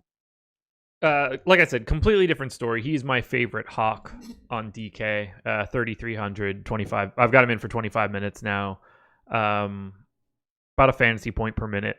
I have no qualms with going to him on DK. But on FanDuel, where you have to play 2 point guards, it kind of changes the equation for what you need. And we also have, just at point guard, guys that you can pay down for. Jerome Robinson, Aaron Holiday, Michael Carter-Williams, TJ McConnell. I mean, Shabazz Napier is 4,800. It's not like you're paying $9,000 for him. So right. The chances that Jeff Teague beats McConnell, MCW, Holiday, and Jerome Robinson are different now. Like, you can play other value at other positions on DraftKings, but here, if you know you have to have 2, you have to put those guys into a bucket and find out who comes out the most in 2-man combos. And I don't think that Teague breaks away that far from all of those guys for, like, MCW to be 1% owned, Aaron Holiday at 6%, Jerome Robinson at 0.1%. I think it's not that I don't like Teague. I have Teague projected better from a fantasy point perspective than any one of the guys that I just named in terms of point guards. I have Teague at 25, McConnell is next closest at 24.2. But if he's 39% owned, and there are 3 other guys in that exact same price range projected north of 20 fantasy points at 5% or lower ownership, that's just like a really easy opportunity to make a change in a GPP. We don't need to act like, look, Jeff Teague might smash today and I'll look stupid. We don't need to act like Jeff Teague is good. No, I think that's fair. If Jeff Teague were good, he would still be the starting point guard for the Minnesota Timberwolves. And he has bombed as Trey replacement chalk before, at least once or twice. I mean, not against Washington, but we have done this exercise before, and it has not worked out favorably, a handful of times. So I don't think you're wrong by any stretch, especially for tournaments and the way you're approaching it. And, and that's one spot right off the top where you're getting different right away. I would obviously play him in cash. Right. Yeah, of course. He would be the no-brainer pay down cash option at point guard. But it's rare that you get like 4 other guys that can play 25 plus minutes sub 4K that are viable on a slate. So we can jump back to the Hawks, but I guess I want to close the loop on some of the value guys, or particularly the ones where there's a big discrepancy in where they're being owned and where they're valued. Aron Baynes on DraftKings minimum price. Check Diallo is his likely direct backup. Going to be a little more expensive and going to be less owned, but Baynes at minimum price does seem like when he started before without Ayton, he was seeing upwards of 30 minutes. His health, he's had some injuries. Maybe doesn't quite get there, but minimum price on DraftKings, non-minimum price on FanDuel. I'm going to assume you have very little on FanDuel, if any, but on DraftKings, what would you do? Yeah, no Baynes for me on FanDuel. On DraftKings, I would imagine he would be like one of my 2 or 3 highest owned players. Okay, so I'm with you on that. To me, he and Teague are the guys on DraftKings I am just willing to load up pretty much as I can get him. But would you have Check Diallo as well in the mix? Do you think he's worth having some exposure? Absolutely. Would you have them both in the same lineup? I can't.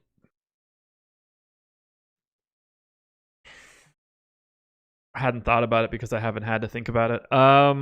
It came up in Awesemo's optimal, at least in one of the runner projections. So that's why I feel like it's actually a noteworthy thing, because they're both so cheap and they're both probably getting 24-ish minutes. I would have to look at my exposures to both after I ran 150. If I had 4 or 5 out of 150, sure, I would happily go with that. But Baynes is going to show up a lot, and if that ends up meaning that I have like 30 of my 150 with Diallo and Baynes, that feels a little bit aggressive.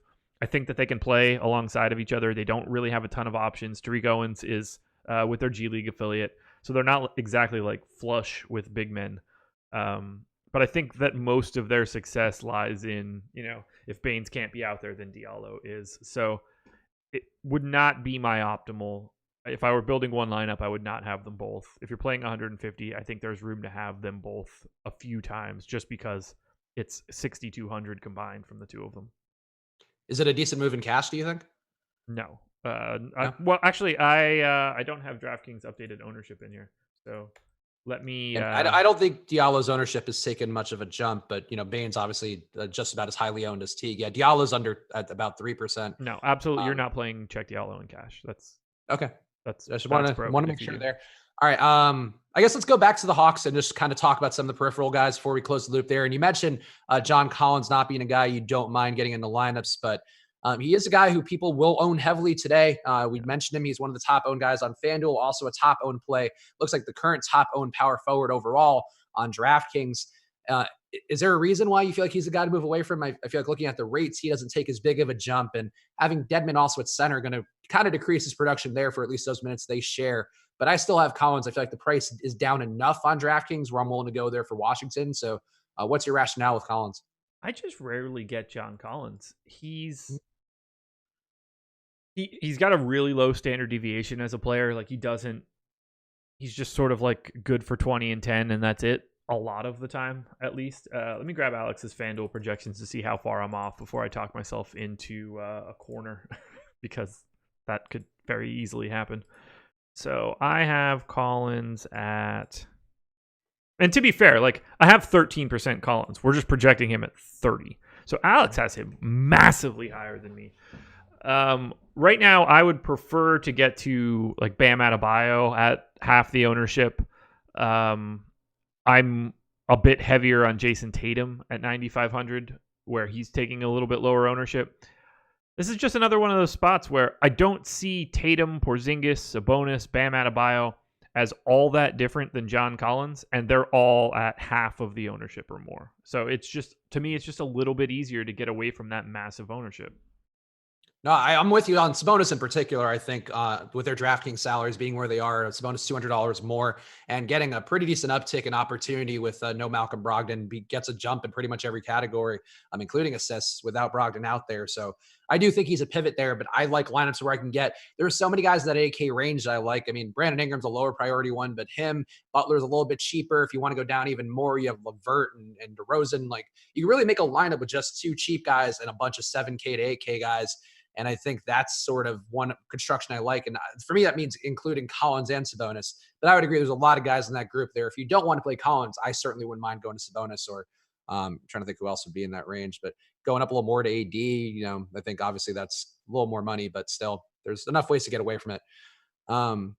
Washington side for you, I guess we might as well talk about that. Or actually, anybody else in Atlanta you feel like is worth mentioning? We've talked about Brandon Goodwin. We both have kind of shared some interest in Cam Reddish. Hunter, I feel like, is one guy nobody's looking at. I don't think he gets the big rate boost. I would rather get Herter, but I feel like he's just one guy who's untouched for the most part ownership-wise. But anybody Hawks-wise that you feel like is worth talking about? Nobody that we haven't already mentioned. All right. Washington side, Bradley Beal is a guy that I'm getting more of now. I think his price is fine. I think we saw last game he shot 29 times. It's hard for Shabazz Napier to get anything going when Bradley Beal's doing his Beal thing.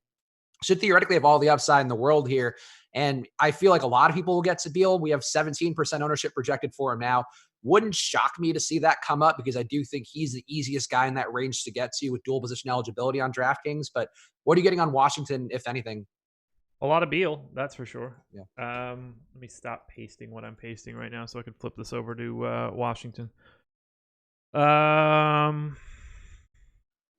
for Washington, I'm like 2x the field or close to it on Beal, double the field on Napier. I've got quite a bit of Bertans. He's only 3% owned on FanDuel, so I've got just north of 10. I've got a little bit of Rui and a little bit of Jerome Robinson, who's going completely unowned at the flat minimum. So go Wizards.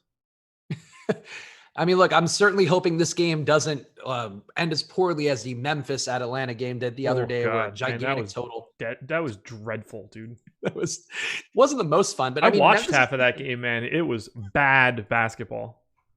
Yeah. I mean, Memphis defensively is just kind of mucking things up. They're still playing fast, but they're just getting into lanes more. And I don't know, and playing a little more kind of grit and grindy like they used to. So I don't even know there, but Atlanta, Washington, I would still expect there to be better than not. And the spread here, still a 3-point spread favoring Washington. I think I got this in after the Trey news. So high total, still not a crazy spread favoring Washington. So should be a game that's competitive, hopefully. And a lot of Hawks there are going to gain a lot of upside. Actually, did you get any Dwayne Dedmon at all? No. I don't mind having him in a GPP. He's not someone showing up for me. Although I think is his price like wildly different? Yeah, so he's 3,400 on DraftKings. He's 4,500 on FanDuel, so he's just fully off the board for me. I would imagine that I would have a decent amount of him on DraftKings. I have no concept of how many minutes he plays, whether that's 18 or 28. But at 3,400, you're willing to take that risk on DK, especially with this matchup. On FanDuel, I haven't had to worry about it.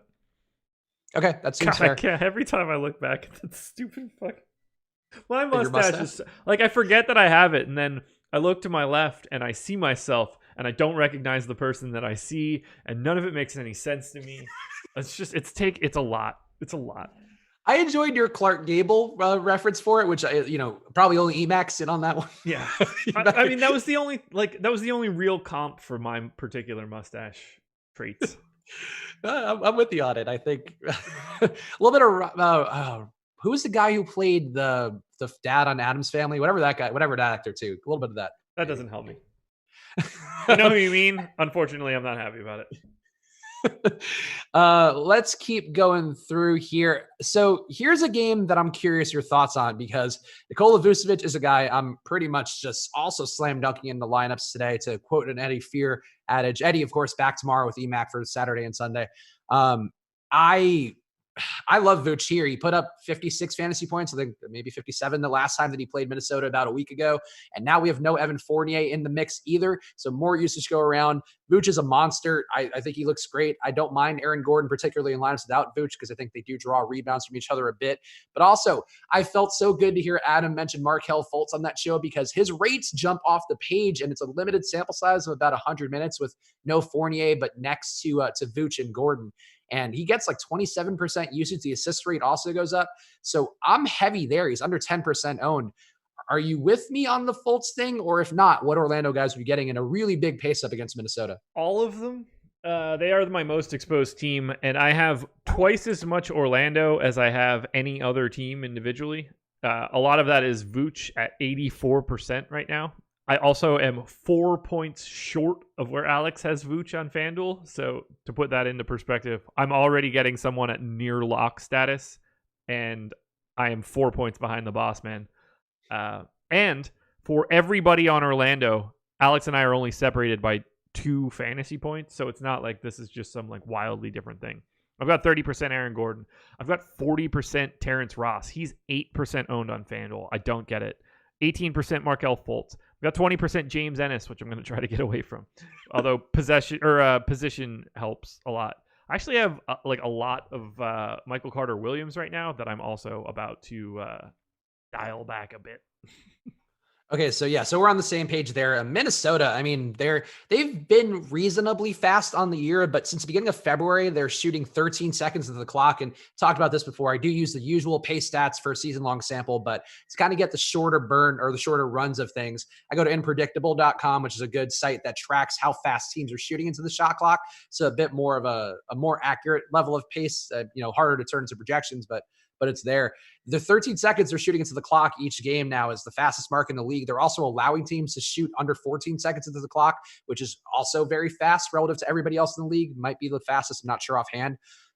So Minnesota's just a different team, and Orlando's going to have all the pace in the world. And I think any player here is going to look good.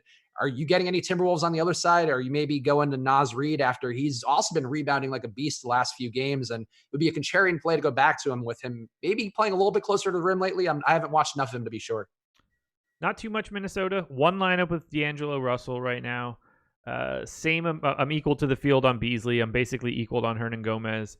I've got a little bit more of Josh Okogie, and I'm going to try to walk that back because he's unowned and as he should be, generally speaking. But ultimately for Minnesota, I'm just sort of not there. Also, EMAC points out that you might look a little bit more like Kevin Kline circa A Fish Called Wanda. So if you want to go to some vintage EMAC references, there is one from your old I don't know who EMAC. that person is or the movie. Kevin Kline's, he was Dave. You remember the movie Dave where there was a fake president when we were like kids? Like right now, like is that, was it predictive of right now? No, there was like a doppelganger president who ended up becoming the real president because the real president had some sort of issue. I forget what it was, but bit of a throwback reference there. I feel like A Fish Called Wanda is the name of one of the first couple Family Guy episodes. And like Peter's rolling by on a boat and somebody's just like, I wonder where that fish did go. A fish, a fish, a fishy. Oh. I don't think that's A Fish Called Wanda, but I do know. I remember that from The Simpsons. No, it's definitely Family Guy. Fish Called Wanda, Family Guy. We're getting all the important news items out. I didn't get it.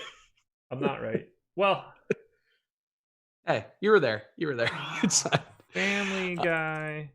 I wonder where that. Okay, I'm so big. The Luigi thing put me in a good mood. This slate and the Luigi thing really put me in good moods. Apparently it has something to do with Monty Python. Oh, the episode is called A Fish Out of Water. That almost sounds like Wanda. Yeah, look, you're close enough. I'll give it to you. It's a generous Friday to all the mustachioed boys here on the YouTube channel. Let's jump to another game, which I think is another important one. We've talked a little bit about Aron Baynes' value. Phoenix, I think, has a lot to gain here with no Ayton, no Oubre. Booker's usage takes a jump up. We do see also, I was kind of floored by how much usage and also rebounding that Dario Saric does alongside Booker when there is no Oubre and no Ayton out there. So Saric, to me, I guess he's going to be chalky today, but He's a guy I really think is in a nice spot. So I'm heavy on him as well as one of my value guys. Aron Baynes, we've talked about. I think having a lot of Baynes seems like a good move on DraftKings, probably not a good move on FanDuel. Having some Check Diallo seems good. What are you getting Suns-wise here? And also Devin Booker, I might have breezed past, but he's obviously going to gain usage and have a lot of upside against Portland. Yeah, I've got like 30% Booker, like 10 to 15% on Rubio and Bridges. I'm noticing now that I have like an overwhelming amount of Check Diallo, so I'm working to get rid of that. Okay, that makes sense. Also we got a question here, which I meant to ask while we were still talking Hawks, but we got the question for FanDuel and for DraftKings. How many Hawks would you feel is too many? And I guess you can answer the FanDuel component first. Pretty much always, the answer for me is pretty much always like 3.5. It depends on who the fourth guy is. You should rarely have more than 3. Okay. Yeah. I mean, I would probably go closer to 4 just because of how much usage that Trey leaves behind and the different groups and all that you can kind of put together there. But, 3 seems like a safer and more logical play, but I'd probably go 4. If the question is how many should you have, the answer is 3. If the question is how many can you have, the answer is 4. Yeah. Okay. So I think you might end up getting away with it and having a decent tournament lineup with 4, but I would assume it's probably more plus EV over time to have just like to try to cap at 3. Right. Would be. Yeah. Okay. Also, we got a question here, which we did answer from XXX Achilles XXX straight edge hardcore. I'm sure you talked about Baynes and Diallo in cash on DK. What about Teague and Goodwin in the same cash lineup? I think it's the same thing there. Goodwin's not going to be owned. Teague is, so that probably not. Why would you be playing Brandon Goodwin in cash would be my question. I think just probably, my guess, and this is something I probably thought about more before doing this job for the last few years, but I feel like you just assume he's going to get 20 minutes and he's going to probably give you, 18 to 23 fantasy points in those 20 minutes. So you're like, cool, I can lock that in, but I don't think that's actually. If you're already playing Teague and Baynes, which you're absolutely, if you're not playing Jeff Teague and Aron Baynes in cash, quit playing DFS. At that point, you're already playing 2 guys that total $6,300. That's a lot to spend on other guys that actually have a pulse. We haven't even talked about playing like if TJ McConnell starts or Cam Reddish, who's 26% owned right now at 4,100. The idea of playing what we're assuming to be the backup point guard for the Hawks in a situation where he's 6% owned, just like it's an impossibility. Josh looks like my local pizza guy from our old pal Legalize is still in the YouTube chat. You actually look like the son of the pizza guy who's taken over the pizza business and is maybe reluctantly taking it over. Oh, I'm sure that pizza business is thriving in that case. Also, I don't know what's going on with Effective Mug in the YouTube chat. It seems like you're having a tough day, buddy, but we don't notice anything you're saying. So nobody's mad at you. Nobody's censoring you, but you are incorrect about the Lil Uzi Vert song that you are quoting in chat. It should be Sanguine Paradise, the only good, not the only good, but the main good Lil Uzi Vert song. So I don't know half the words that just came out of your mouth.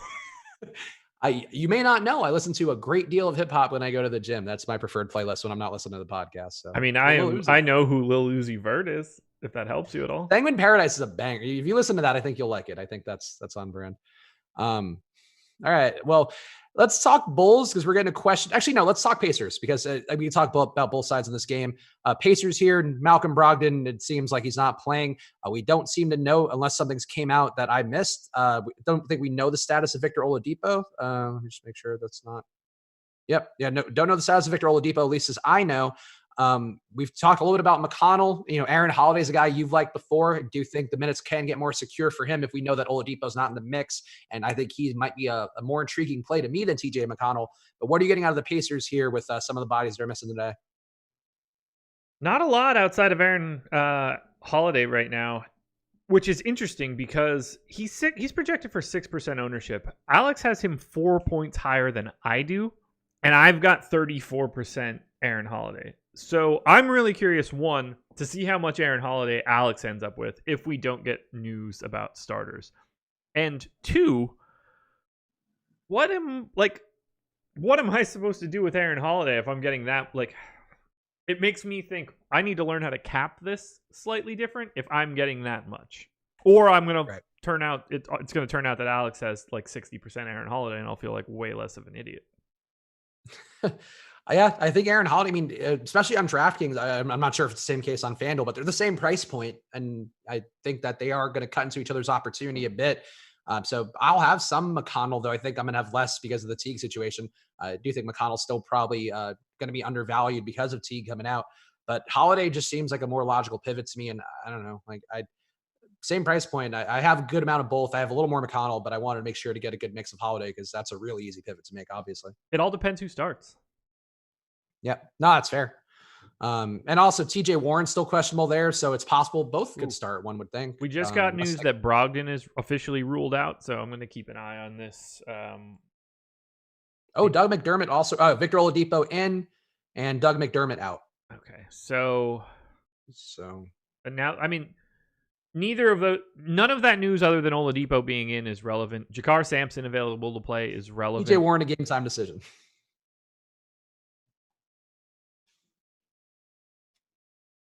So probably won't know for FanDuel. Jerks.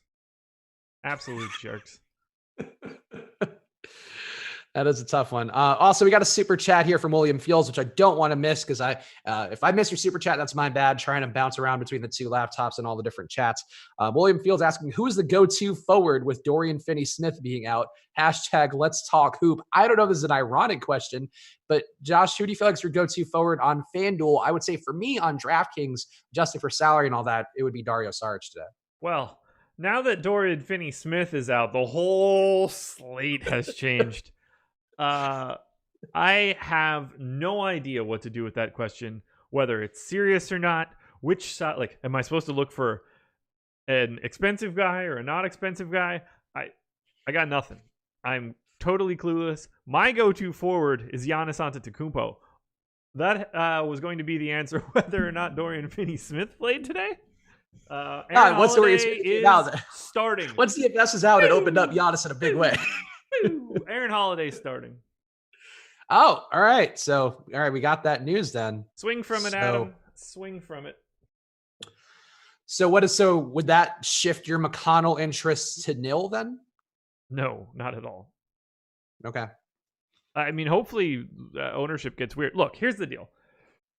TJ McConnell is way better as a DFS player than Aaron Holiday. So he needs less minutes to do good things than Holiday does. They are probably going to project relatively similarly to people after this if McConnell gets slightly less minutes than Holiday. I still want them both, but I'm plenty happy having my Aaron Holiday. I just hope that his ownership doesn't go up too high. I assume if it rebounds a lot, I'll get more Teague. Okay. Interesting. All right. Yeah. So we'll keep an eye on it. And of course, if you want to make sure you get the ownership the second that it gets updated, we haven't gotten one since the last one we talked about 32 minutes ago, but one should be coming any moment. So go right now to awesemo.com/join and use that promo code live before lock for half off your first week. If any of our weekly packages on there, again, promo code live before lock. All right. So we've talked about most of the key spots I feel like that are injury affected. Is there anybody or any game you feel like we should jump to next? Well, I guess we can talk San Antonio again because I know the boss man has been really on the DeMar DeRozan train and he has just been not playing well other than the one game against Dallas. And I don't know, one thing that jumped out to me when I was doing the rates to update him for the Dallas game was how he's much better weirdly. And it could just be a small sample size thing, though I think the sample size is big enough, but he's been better with one of Aldridge and Pirtle on the floor. And I was trying to think about why that would be. Maybe because Lyles plays outside the key more. It just mucks things up for him where he's not pushing his usage up. I don't get it. I'll still play DeRozan because the boss man has DeRozan projected well. And it does stand to reason he should have more usage. But going against Brooklyn, what are you doing with DeRozan or the Spurs? Are you getting any Spurs here that are in a noteworthy way? I have no idea. I have 6% DeMar, 19% Deshante Murray, 3% Trey Lyles, 8% Rudy Gay. So nothing too crazy. And I'm always generally a little higher on Deshante Murray, which sometimes works. Yeah, Murray's been taking up a lot of that. Oh, TJ Warren out. Oh, that was fast. Yeah. By game time decision, do they mean 30 seconds later decision? That's a new one. They were like, here, it's a game time decision. TJ's like, no, that's not a game time decision. I'm done. What game? Did they start a new game of Boo-Ray in the locker room? Could be it. Could just be the boys playing some spades. Okay, so that's... so I assume Jakar Sampson starts now? Is that? I mean, Jakar is not going to do much out there, so they got to fill 34 additional minutes now. So you probably don't remember this because I know you don't hold these memories as fondly in your heart. But dude, remember when I Jakar don't Sampson have memories. That's my major problem, and you know exactly why. And I'm surprised you do. Yeah, no, I do for certain things. And one that I remember fondly is Jakar Sampson going off for the Bulls last year when he was like on 10-day deals and just smashing. I would have said it was the Kings. So clearly, no, I don't remember. You know, Jakar was a beast, and I played him a little bit on Indiana this year, but he's not the same dude in terms of the usage and the opportunity. But he was putting up like double doubles and was really looking good. Fantasy wise, probably not so much real life wise. TJ Leaf might play now. Yeah. No McDermott. So McDermott had 18 minutes in Awesemo's run of, man. It's still not a great spot against Chicago, though. Like, I feel like I would be more inclined to get more Sabonis, Turner, and the core guys and try to get 2Q. And even Holiday, like, we talked about Holiday, but I feel like I wouldn't want much Jakar. It's not out of the realm of possibility that we see, like, some extra minutes from Goga as well, and then just less of Sabonis at the 5. Which would be interesting. Because, I mean, like, Sabonis' minutes aren't going anywhere. The only thing that you can really do is either find more wings or reappropriate Sabonis to the 4. So, funny how they've gone from, like, 2 deeps and now it's like, what are they doing? I mean, Justin Holiday is now going to play a lot of minutes, and he's probably in play now.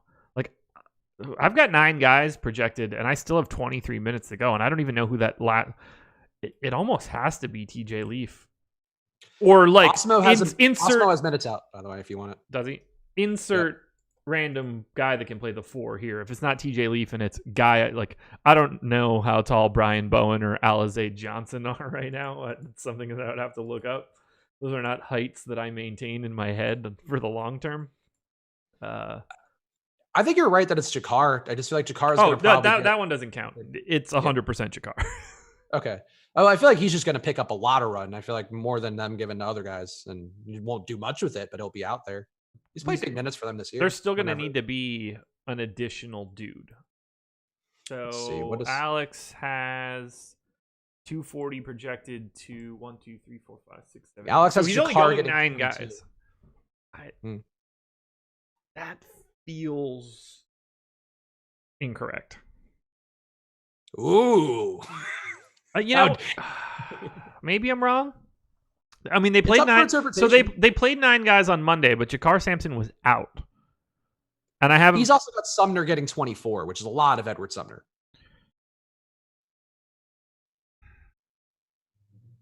Like, TJ Leaf is available. He played in their most recent game.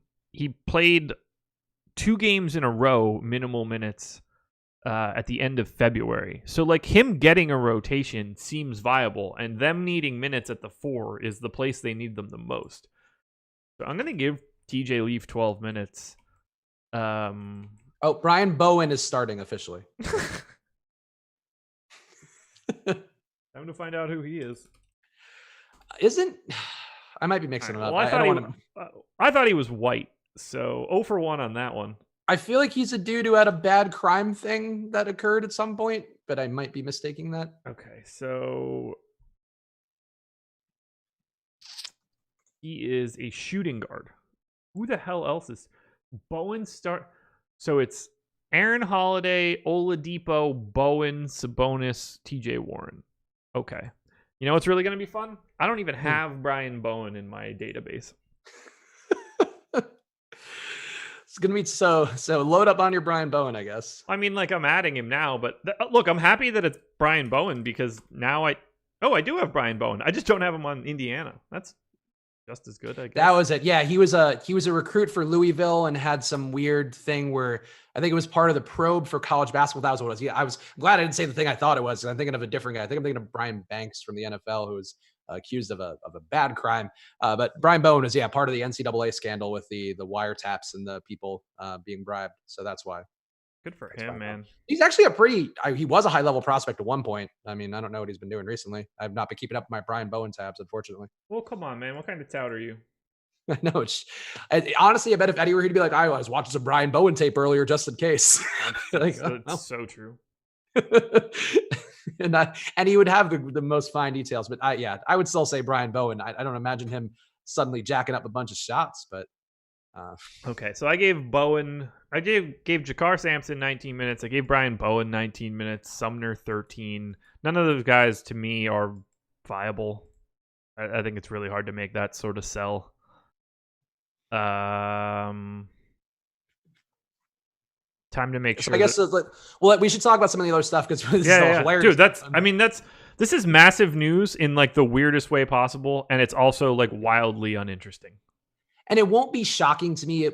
Honestly, my gut would say Justin Holiday, but it won't be shocking to me if there's a pacer not that we're not talking about, that people just aren't playing, that suddenly gains a gigantic boost from this and then is in a tournament winning lineup. So I don't mind going over it, but I just feel like who knows now. I would think Sabonis gets better. I would think that Aaron Holiday gets a little better. I think Justin Holiday gets a little better. I think pretty much everybody who's left here is going to look better. And I'd be less inclined to play the speculative fringe guys, not playing Edward Sumner, playing. So that's perfect. On FanDuel, my player pool for the Pacers is Sabonis, Turner, Oladipo, TJ McConnell, Aaron Holiday, Justin Holiday. Perfect. There you go. It's exactly what I would want it to be. Oh, I don't want Bowen, Jakar, Sumner, or Goga. So perfect. Daryl Gadsden in the chat making one of the best points I've ever seen in YouTube chat, typing out super draft in all caps. Thank you for the reminder. Super draft, of course. We're going to 7:30 today Eastern time because super draft slate locks then. But now, as soon as you finish your lineups, go over to superdraft.io and use the promo code Awesemo10 when you sign up. That'll give you $10 free for not doing anything. $20 if you deposit under $100 and $30 if you deposit more than $100. So go take advantage of it. The jump shot tournament on there. It's had a tough time filling this week, and quite frankly, the amount of overlay they're giving out is really just an advantage for you. Maybe not an advantage for them, but certainly one that's going to help you guys out. 2,875 entries in their tournament, $12 and $6K up top. So go check out superdraft.io and use that promo code Awesemo10 for all those deposit bonuses. $10 for doing nothing is really the big key part there. Check that out right now. Let's see. God damn it. You almost snuck that one by me. New Orleans and Miami. Curious your thoughts on this game. Alex on our strategy syllabus had it as one of his had Miami rather as one of his favorite teams on the day. They are getting a pace up here against New Orleans, and I think to New Orleans' credit as well. Miami, we talked about this maybe earlier in the week, and actually it might have been about Orlando. But Miami, same thing. They just do play fast sometimes. Their defense also kind of trickling back to mediocre or mediocrity. I was going to say mediocrity throughout the course of the year. They're now over a 107 defensive rating. And New Orleans, to me, has so much firepower that I wouldn't be shocked to see this game score a lot. It's got a 233 combined total. I did get some Butler. Kind of wanted more Bam, but just didn't. It was hard for me to get there over Vooch, but he would be a logical Vooch pivot. But what are you getting in this game? Are you getting Miami? I also got some Pelicans. I think it could be a little bit of a sneaky game here with where the ownership is currently grading out. Yeah, so I had about 20% of Bam and Butler on FanDuel. They were at 12%. I had 16% Jay Crowder. He was at 12% as well. I'm running a new crunch right now. I think that things are going to We also just got ownership in case you didn't see McConn's. I think things are going to be wildly different. So it's hard for me to say right now what I'm getting from Miami. I assume that now that there's more value, I'll get slightly more Bam and Jimmy Butler, but we shall see. Okay. Bam is certainly a guy I think just again, less times than I would have liked, probably like 5 times out of the 60 something lineups I'm playing tonight. I think Bam's a fine play. Butler, I think, would be the guy you go to. Hard to justify going to Duncan Robinson after he shot 9 for 12 from deep the other day against Orlando, but he just jacks up a ton of threes, and this matchup is going to give him some room to do so. So I don't mind if you want to go back to the Duncan Robinson way. I think that's fine. I do think, though, New Orleans, to me, Zion and Brandon Ingram still very much in play at their price points. Zion in particular, I think his price is down now. He had that down game on the back-to-back. I feel like it's one night where people probably won't be playing Zion much. So are you getting any Pelicans here? And what on paper seems like a tough spot against Miami, but I don't think it's actually as tough as we kind of may mentally file it away. William Fields wants to know more about Dallas with Dorian Finney-Smith out. I choked on my water when I read that. That was a slate-breaking news item, I know. Yeah, only Pelican that I have is Zion right now at 10%. Although, I mean, I have one share of Brandon Ingram, but I don't think that's what we're looking for. Also, shout out Rinpack pointing out one of your verbal crutches. Apparently, there was a wildly that occurred. A wildly appeared from you. So. There you go. That's fair. No Dallas value to me with Dorian Finney-Smith out. I mean, maybe that's not true. I don't have any problem if you want to get to Maxey. Did Tim Hardaway Jr. get ruled out that I missed? Who did?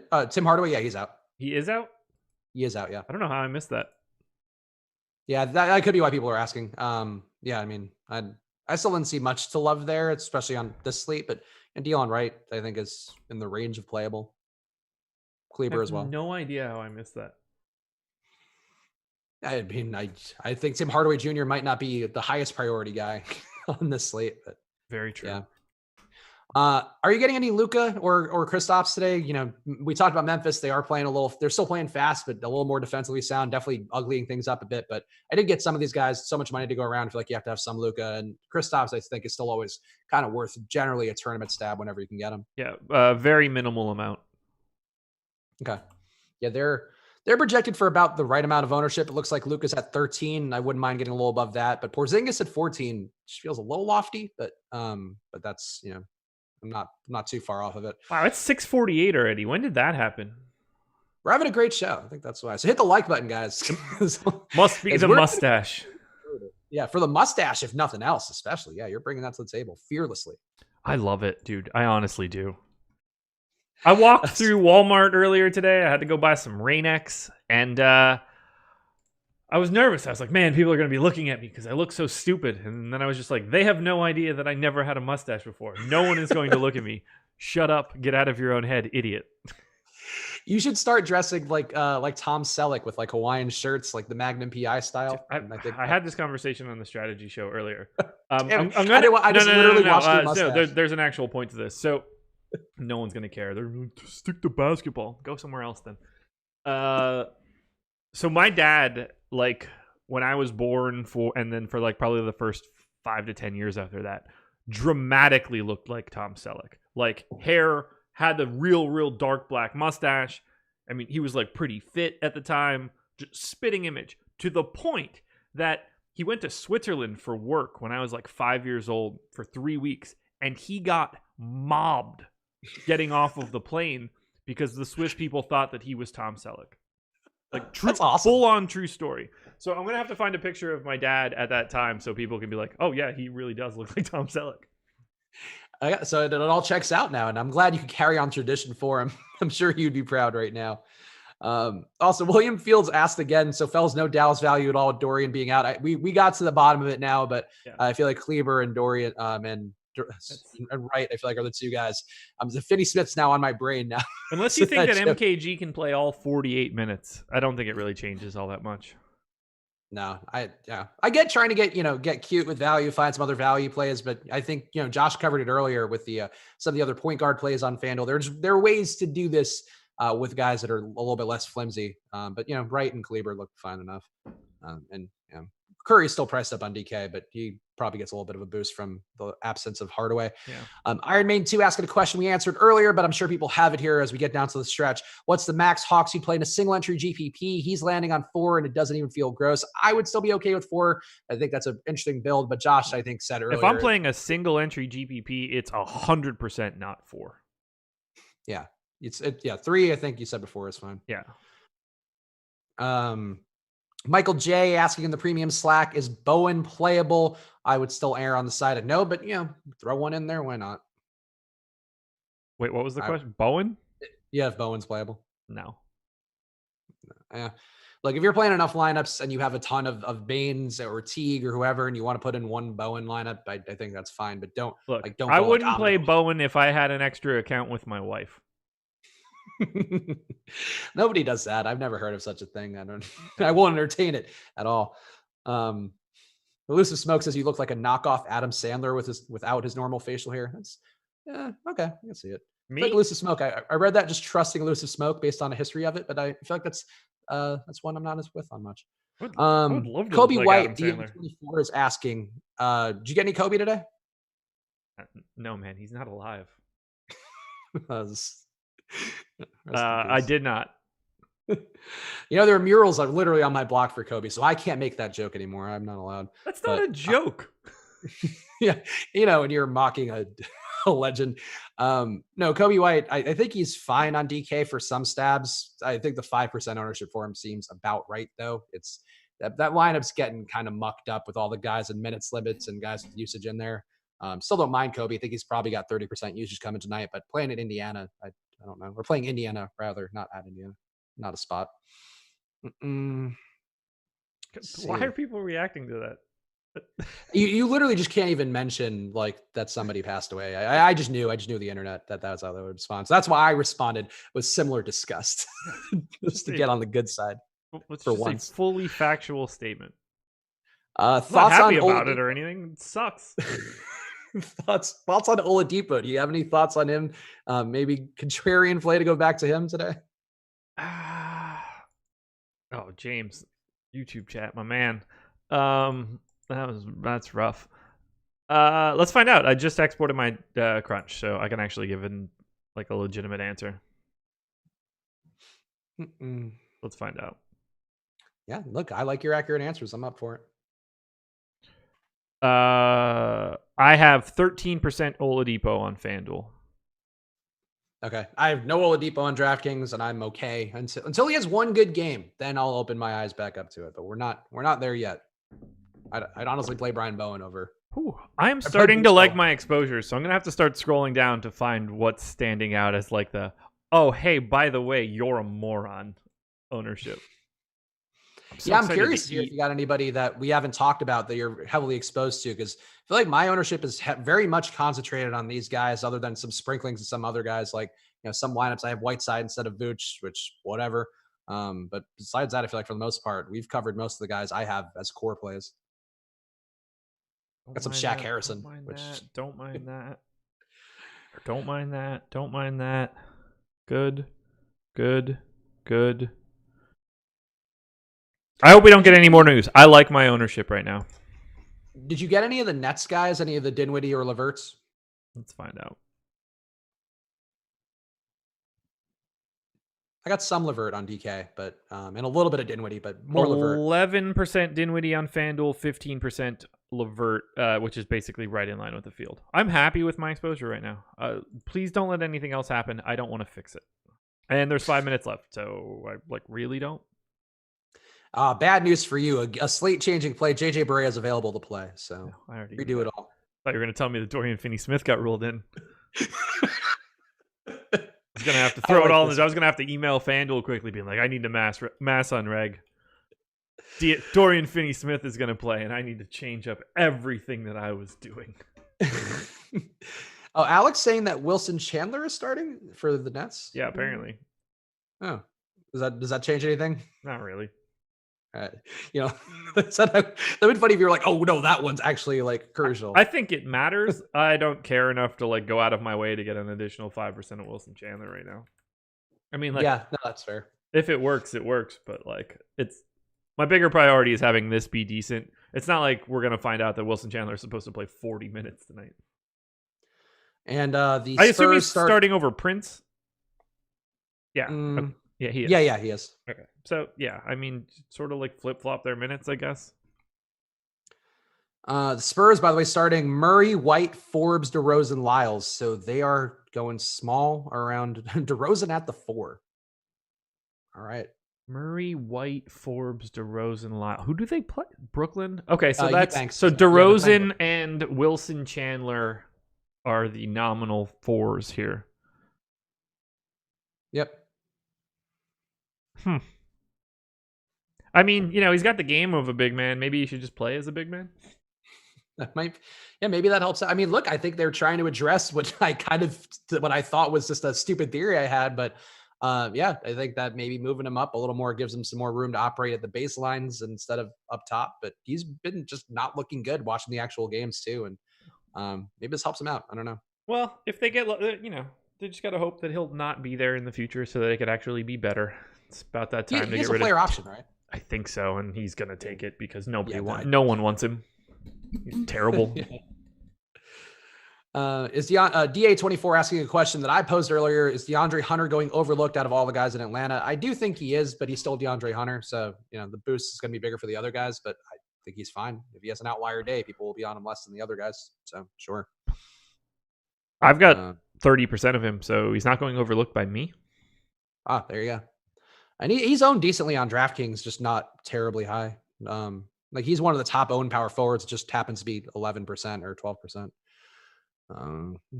Actually, which is more than Giannis Antetokounmpo on DraftKings. So I guess you could say he's not being overlooked fully. William Fields with another super chat. Josh with the Dr. Eggman I don't know what that is.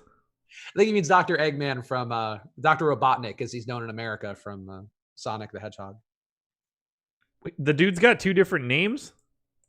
Yeah, he's Dr. Eggman in Japan, and now I think he's become like he kind of gets recognized as both now. But he was Dr. Robotnik for us as a I know he captured enslaved animals and put them in robots, which is just a really impractical. Like build a robot if you want to. Like just you're already doing half the job. Just teach it how to walk. It's not that hard. I have no idea what you're talking about. Dr. Robotnik would capture animals and put them in the robots so they would operate the robots. That was what you had to defeat in Sonic the Hedgehog. You would crush the robots, and then it would free your little buddies, and they would scurry away. Guess we're doing deep cuts. I didn't know that was it. I never put those pieces together. Yeah.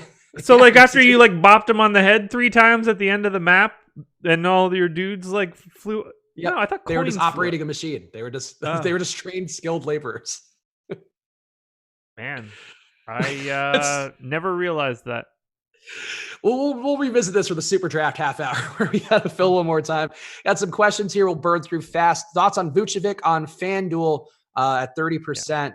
Yeah. How are you feeling about Vuce on FanDuel today? You talked about it earlier. I have 76. And if I would have showed up as 100, I wouldn't have freaked out. He is a very strong play on all the sites today. DeRozan or Butler in a DKGPP. I would go Butler personally, especially because there's a lot of money left on the table there, which I wouldn't do for DeRozan, but maybe playing the 4 helps him out, but I'd still go Butler. I would go DeRozan. Actually, like I have them barely separated. DeRozan is twice as owned, so it would depend on the rest of the lineup. I have them as essential equals. I think the thing with DeRozan is now that he's a power forward, he would have better opportunity if you were playing the 5. So that's the issue I have with DeRozan now. God, that is a good 420 cast topic. It is strange. Dr. Robotnik's schemes were not the most logical. James Johnson or Jarrett Allen on FanDuel? Neither. I mean, Jarrett Allen, I guess, but yeah. I'm pretty sure the answer is neither. Did you get any Wendell Carter Jr. tonight?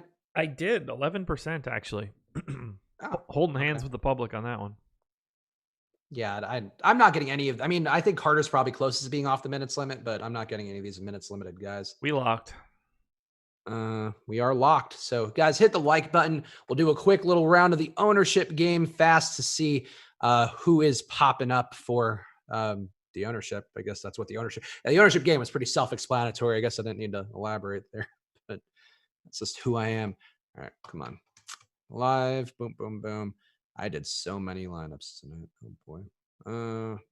Fadeaway is a tournament. I think it's $15, $100K up top on DraftKings, and it's not done yet. So right now would be a good, damn it. So immediately your move should be to go to superdraft.io and use the promo code Awesemo10. We're going to be giving away super draft lineups. We'll build one. Josh and I will kind of butt heads. We'll do a classic high noon type scenario where I'm the Bomani Jones.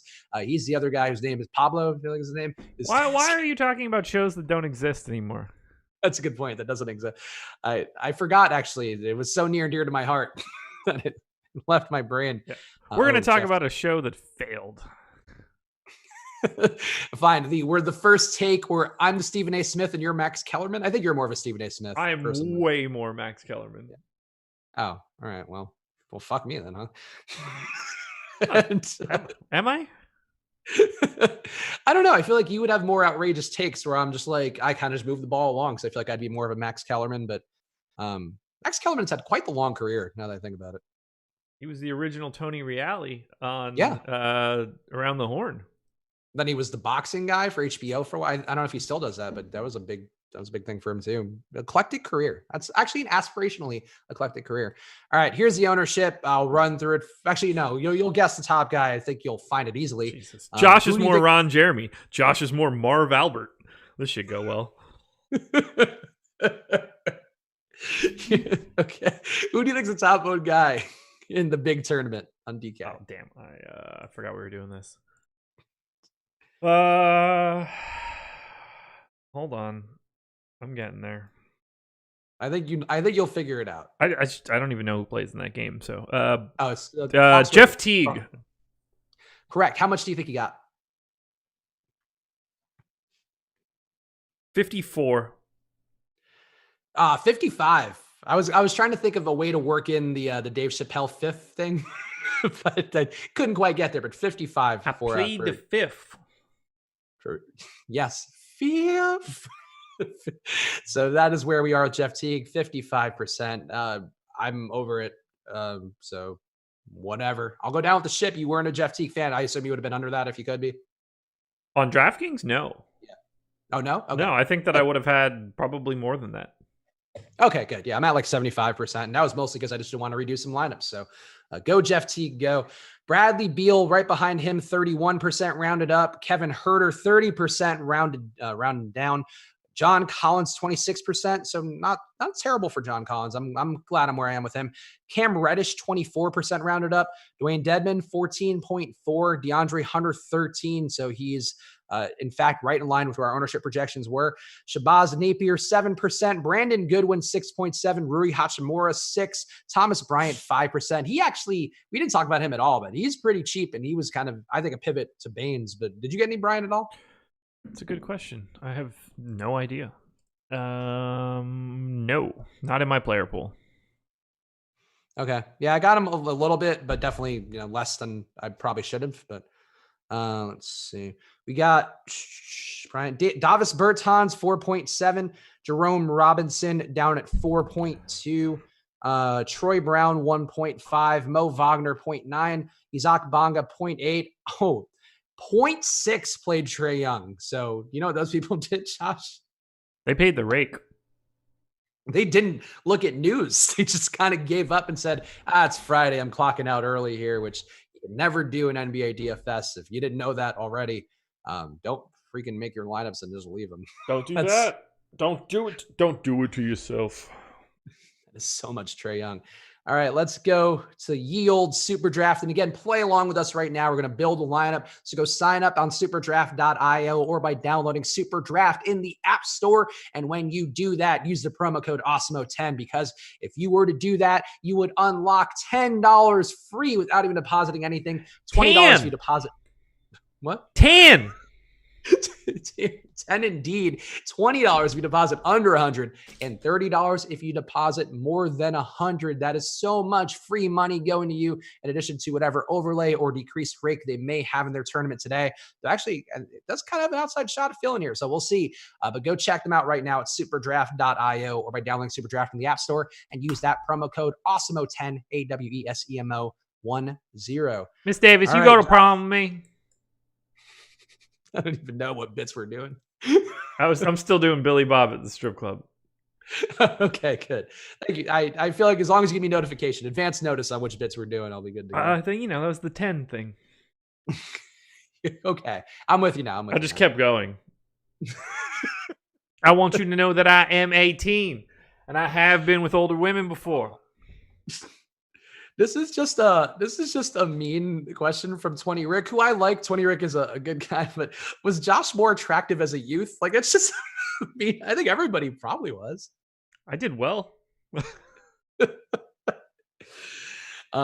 Jeremy asking on Super Draft, where do you put the promo? Put it in when you are creating your account. It is sometimes easy to miss on there, and I think there's a way to do it if you don't do it when you sign up, but it's the easiest if you do it when you're actually just creating your username and giving your login info and all that. So there's like a little field. If you're doing it on the app, there's a little field on there which asks you your promo code. So that's where you would put in Awesemo10. It's all about confidence. Like, I was willing to just go up and talk and do whatever. So you just win by that. Are we talking about the mustache or in general? No, just life. Like, if I went to a party at a different school or something, you just become like fun and like chatty, and you're bound to be victorious. Oh yeah, no, I'd agree. I think for me, when I was like younger, I thought being aloof was like a cool move, and then I just realized it's better just to be the same asshole. I think if you're the same asshole you are in every situation, including when hosting live streams or talking to friends, for the most part, people start to recognize your congruity, and then I'd appreciate that. Grow to appreciate that. Oh So yeah, I would lose a lot of them pretty quick. But the people that got it. Yes, that's it, which is what you're hoping for. You want people who get you. Yeah. So that's always the whole life. Charles P. Spags, I was neck and neck with you last night in the quarter jukebox. What are you doing in there? That's my dumpster to dive. I do the quarter jukebox and one every day that I host the show. And in addition to whatever other tournaments I do, but I always do those because that way I can put in a bunch of lineups and get a feel for what I'm trying to do without having necessarily cost myself hundreds of dollars as I have previously while doing these streams and trying to talk and be competent. All right. Super draft projections. I'm curious to hear who you have atop. Let's do it reverse order. Who do you have at number 1? Devin Booker. Oh, okay. He's number 6 for Awesemo, 1.35x multiplier, but I think he looks strong. I'm comfortable putting him in the lineup if he's your number 1. Good. Go for it. All right. Devin Booker, first man in. Get him in there. And now I'll give Awesemo's number 1. Well, yeah, this will be a good way to stretch it out a little more. Here's Awesemo's number 1, Nicola Bousillage at 1.25. I have to imagine neither of us will object to this one. No, not at all. He's 7th for me, but I still just yes. Okay, Vooch on all the sites. That is the move for me. I just love Vooch so much especially when he's running good. Like he's been on a nice little run here, playing for like 40 minutes a game recently. What's Kristaps Porzingis' positional eligibility? Was that? What is Kristaps Porzingis' positional eligibility? He is a center, so we will have to choose between him and Vooch. Okay. I prefer Porzingis. Oh, all right. But I mean, he and Vooch are really close, so I'm not about to have any qualms with that. I'm anxious to see. Porzingis is my number 2, so where does Alex have him? Porzingis is his number 5, so he is in range as well. Okay. And I guess Vooch will probably be pretty highly owned because of the same things we talked about with, him being owned on the other sites. That's something we should pay attention to. We should go back and check to see the ownership on Vooch compared to Porzingis. Okay. Yeah, I think that does make sense. And I think my gut instinct would be that people just end up playing a lot of the same guys and just go like, cool, he looks good enough. And if he's Awesemo's top guy, especially, then that's going to make it even more sure. Also, I guess I didn't point out, Super Draft projections are free today, so you can play along with us. Let me grab that link for you guys and drop it in the YouTube chat. So if you want to see what we're looking at as we do this, you can, in fact, do it. So, Jeremy, if you missed it on the sign up, it's probably easier just to do a new account. Honestly, from what I've gathered, that's probably the best way to do it. Just make a new account, use some variation of your email, and that's fine. But that's the easiest way to get the promo code in there. Again, promo code Awesemo10 if you want all the deposit bonuses that we have on superdraft.io or in the App Store. All right. Who is so you said your number 2 is Porzingis. So his Alex's number 2 is Domantas Sabonis. He is a forward. I think we should just put him in. I have Sabonis 10th. Ooh, so he's lower. All right. So maybe he's a placeholder. I feel like maybe we move this around a little more, but I'll put him in for now. Yeah, Sabonis, interesting. So then who do you have at number 3? Is it Jimmy Butler? Oh, dude. I think we're going to be wildly different today. Ricky Rubio. Oh. I don't like Rubio at all. 1.55 multiplier. No DeAndre Ayton. No Kelly Oubre. I'm interested. See, the thing that jumped out, I mean, again, it's a rate thing or whatever, but like he doesn't get usage and he actually gets less assists. So I was just like, I mentally kind of checked him off or crossed him off earlier today. The spot like against Portland's still fine. I'll put him in. He's pretty low for the boss man though. Oh, well, no, then don't put him in. This is a combined effort. Okay. He's like out, like I might be outside the top 20 or at least definitely close to it. It looks like. All right, so Rubio, somebody for Josh. So again, if you want to get weird there, maybe throw in Rubio instead if you are making a bunch of tournament lineups in the jump shot with 6K up top on there. Jimmy Butler is Alex's number 3 and pace up against New Orleans 1.35x multiplier. That sounds good enough for me to put Butler in as a forward. I have Butler 8th overall. Okay. Well, we might do a lot of tickering today, but again, you have the projections available to you. Put the link in the chat. I put the link in the chat. So it's there if you want to look at it yourself, because we usually are in lockstep with Alex's projections and with Josh's for Super Draft, but some days it can be different here. Yeah, I mean, look, wait, what did you say Butler is for Alex? He is his number 3. Yeah, so I mean we're talking about the same thing basically. He's got him at 61.3, so you must have him just like lower for the raw projection, I would think. I have him 8th, man. It's like this might as well be the same place. I'm just trying to solve I'm trying to go encyclopedia. Like Rubio is like wildly different. Yeah, Rubio he has at 54.1 Super Draft with a 35. I'm 5 points higher than that. Oh, okay. Wow. All right, that's a big discrepancy. So yeah. Something to think about when you're making lineups on Super Draft today. Also, apparently, Kevin Z, one of our regulars here, saying that if you do sign up and you want to just keep your same account, but you forgot to do it when you are doing the sign up page, you can email them and they'll add it for you as well. Again, the promo code Awesemo10 gets you $10 free, $20 with under $100 deposited, and $30 if you deposit more than $100. So that is the one to use on there. Awesemo10 is the one. I got to update the 4 corners. I keep saying the other promo, which is like not as good. I forget to update the sheet. That's my bad. Number 4 for me, Luka. Number 4. Okay, so number 4 for Alex is Rudy Gobert, who's a center. Luka is a guard. We do not have enough guards. I think Luka is in them. Yeah, Rudy Gobert is not going to pass Vooch or Porzingis for us either. Yeah, Luka's a 1.1x multiplier. Certainly have no issue with him. Memphis, even if Memphis plays him a little ugly, it's hard to believe he's going to kill you. Just very, very solid permanent player without much variance. So I think that works for me. So what do we have in right now? Right now, our lineup I got you to say right now. Damn it. Currently, our lineup consists of Devin Booker, Luka Doncic, 1 empty guard spot, Domantas Sabonis, Jimmy Butler, 1 empty forward spot, and Nicola Bousillage at center. Okay, so we need a guard and a forward. Sounds good. You're up. Let's see. Forward coming up next for Alex looks like it would be Zion Williamson, who continues to have the same quality Super Draft multiplier, 1.5x. I think he's due for a bounce back day. I don't mind putting him in, but playing Miami, I'm not married to it. I have Zion 6th overall. All right, so Zion's in then. Yep.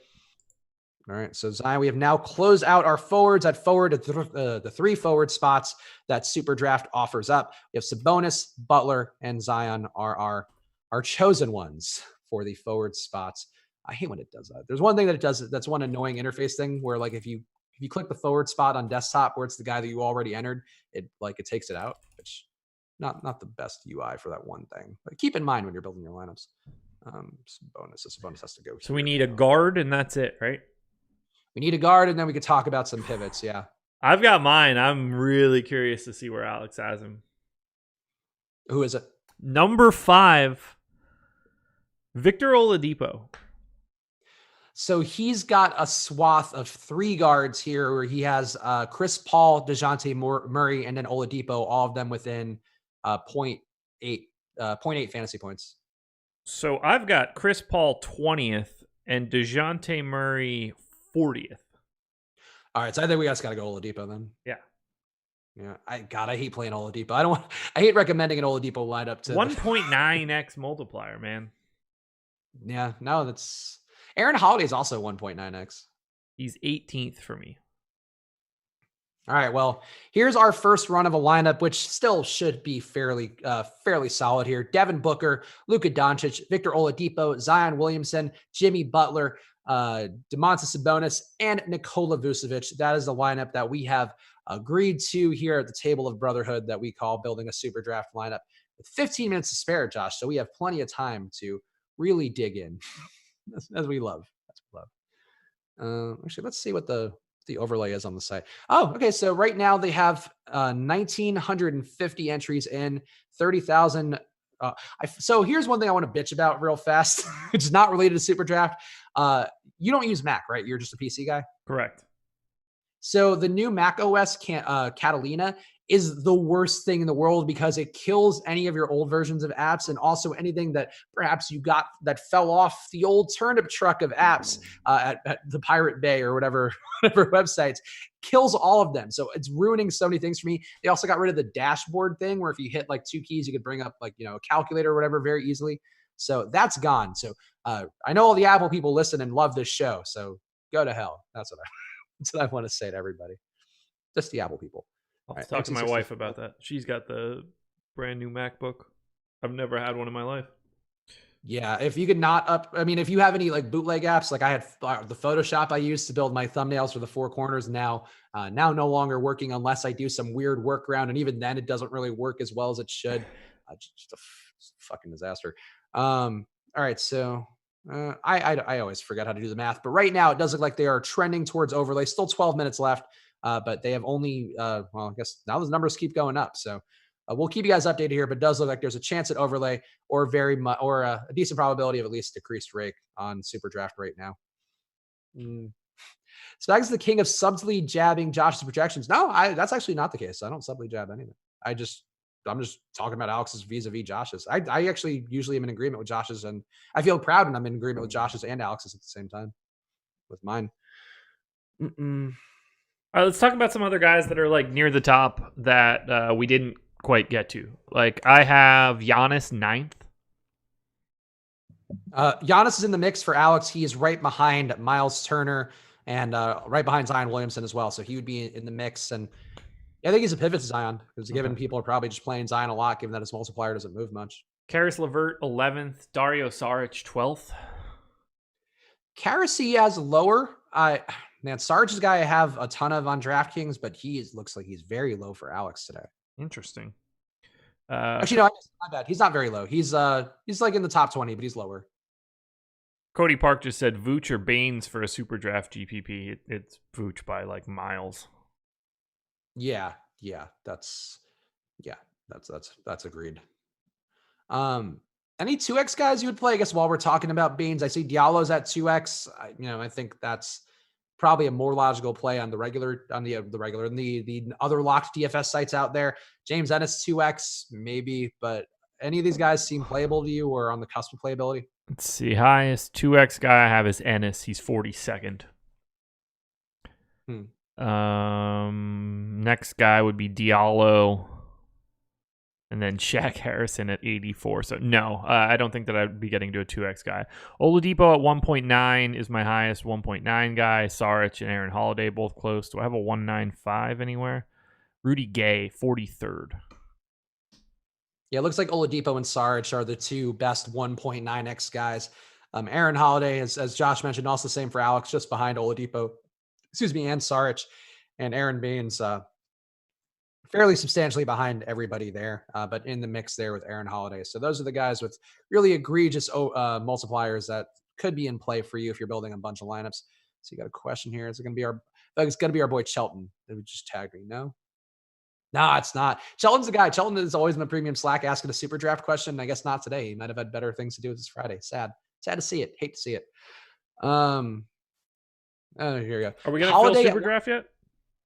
What? Are we filling super draft? 2191 of 2875. It's going to come really close. Yeah, we're doing a good job for Friday, especially. Fridays tend to be tougher there. And as I've mentioned it a bunch of times, but the amount of overlay they've had, it's better just to be playing on super draft every day. Some days they will fill. Some days it'll just be decreased rake. Some days there will be overlay, but it's just good to get in the habit of playing on there, getting a process in order, finishing your lineups on the other site, and then going on there because there's a lot of opportunity to go around on super draft right now. Damn it. And also Alex finished, I think, tied for first yesterday. So certainly proof there that the Awesemo projections are paying off for some folks out there. Alex finished first.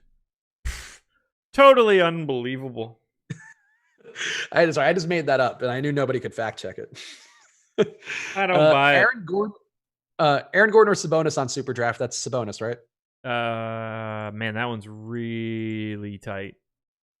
Really, really tight. I've got Gordon 13th and Sabonis 10th. So, I mean, it's Sabonis, but barely. Alex has Sabonis 2 and Gordon looks like about 10th. So Gordon's fine to me. I like Gordon, especially in the spot. We saw him go off against Minnesota in that same game that Vooch did recently. So I don't have an issue with Gordon, but I would favor Sabonis. It does seem like enough of a projection for Awesemo if we want to use that as a tiebreaker. Let's see. Where did anything else go? Oh, I lost. Here's a question from Yayabo. Holiday at 1.9 or Oladipo at 1.9? What do you think there? It's Depot for me. I like a lot. It does seem like it's Oladipo on a projection basis, but I wouldn't mind a pivot to Holiday if I were making a few lineups here. But Oladipo was in our final lineup build, which once again, if you missed it earlier, the lineup build that Josh and I came up with based upon Awesemo's projections for Super Draft, as well as Josh's, Devin Booker, Luka Doncic, Victor Oladipo, Zion Williamson, Jimmy Butler, Domantas Sabonis, and Nicola Bousillage. If you wanted to swap in Holiday instead of Oladipo in that lineup build, I wouldn't hate it. Put in two. Put in one with Oladipo, put in one with Holiday. 2,300 people in that Super Draft jump shot right now. $6K to first, $12 to get in. They need to 28.75 in order to fill. We need 2,500 entries. Anything north of 2,500 is reduced rake. Anything less than 2,500 entries will be them adding money to the prize pool. So that is fun. Looking like it's probably going to be reduced rake, but it might just fill with 7 minutes to go. I was looking at it. When was I on the show? Wednesday with Eddie.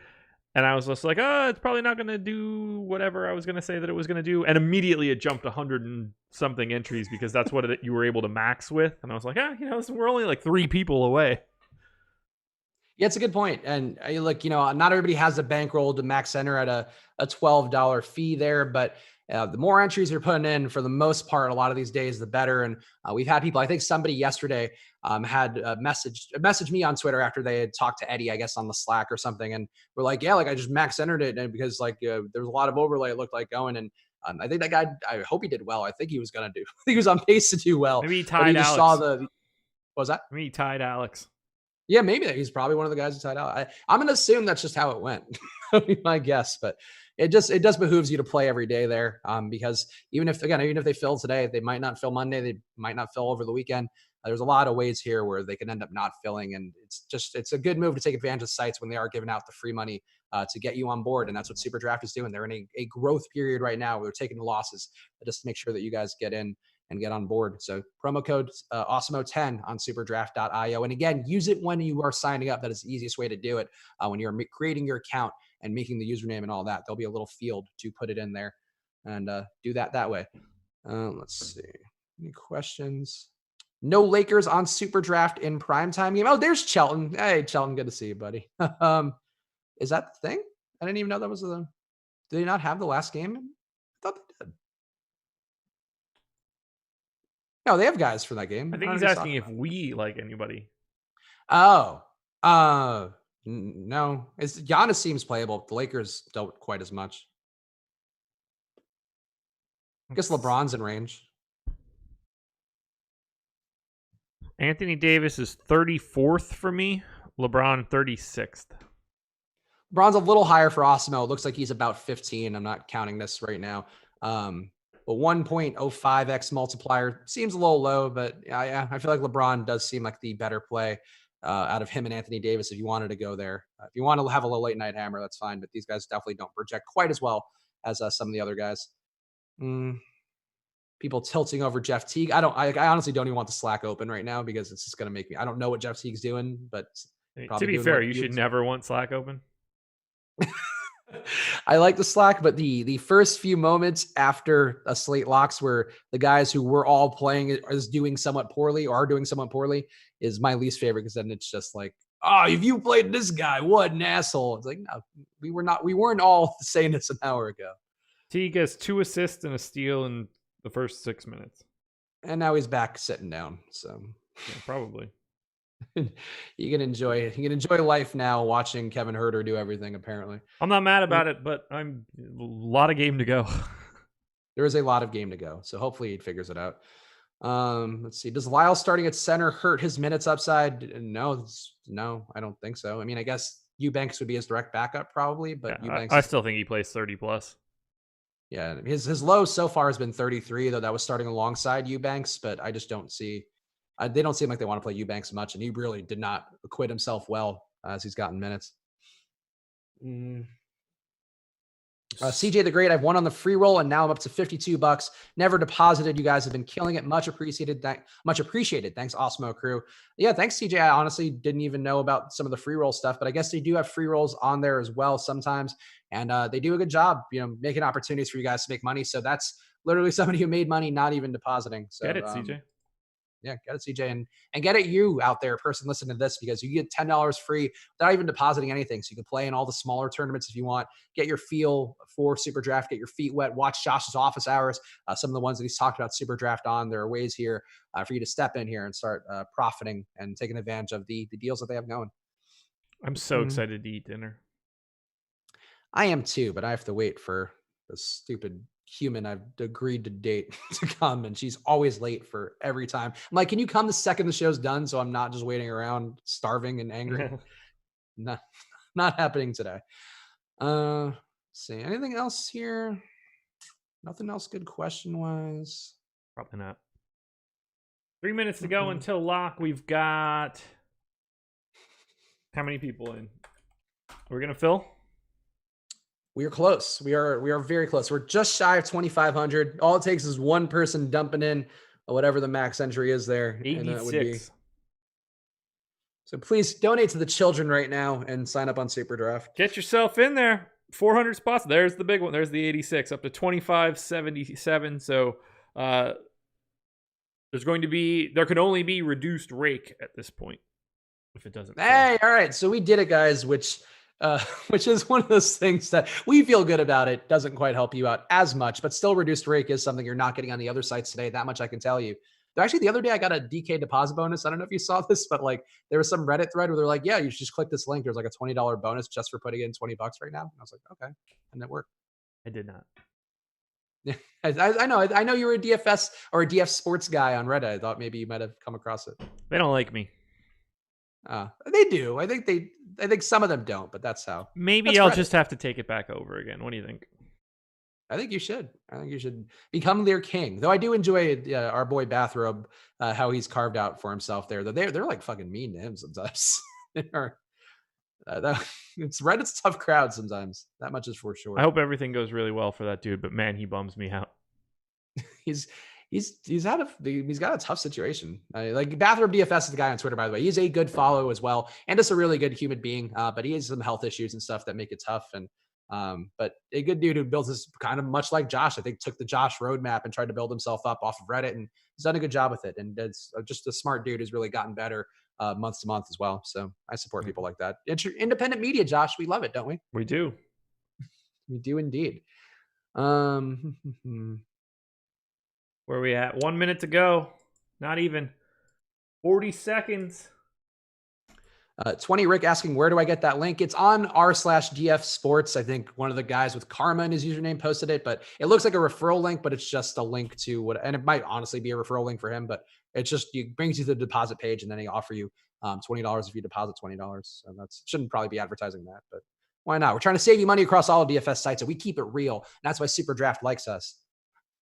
Super Draft coming dangerously close to filling this contest. 10 seconds. They got to 2782, so only 100 shy.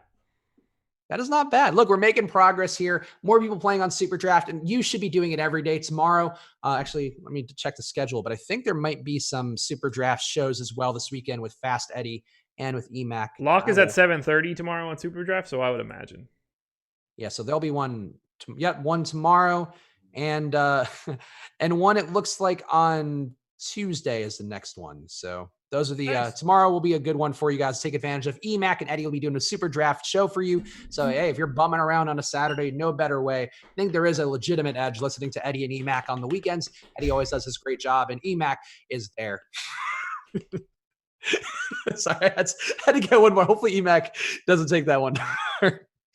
EMAC's just much more fun to tease and prod. I think that's one of my issues. Soccer projections will be posted tomorrow morning. Liverpool plays at 7:30, so I will be online at 6:30, getting everybody ready. Yeah, and I will be playing XFL. So if you are in our premium Slack and you want to ask some questions, Saturday is the day I do pay attention before the slate lock and answer whatever questions I can. Obviously, the XFL, smaller tournaments this week, but I think there's a legitimate edge to find there. So watch the strategy show I did on this YouTube channel with Sal earlier. Also available on podcast form. If you're not checking out our podcast feed, you should be. Do it right now on Apple Podcasts. Go subscribe, rate the podcast 5 stars, and give it a review. I think we might still have some podcast giveaways going on as well if you leave your Awesemo username in there. But either way, go subscribe and get all of our content, not live before lock and deeper dive, because there's no point to those being on a podcast feed. But the strategy show with Josh, my four corners, Josh's contenders, the betting show, the odds show, the golf shows, all the things that you want are on there. So subscribe and give that podcast feed 5 stars and a review. Anything you want to say, Josh, before we go and eat and enjoy life? Nope. I'm going to go stuff my face. All right. Hope you guys enjoy your weekend. Stuff your faces too. Maybe come back on Monday with a fine mustache so Josh will feel like he's accomplished something and making a hot new trend. We appreciate each and every one of you. Hope you have a great weekend, and we'll see you guys again soon. Good luck.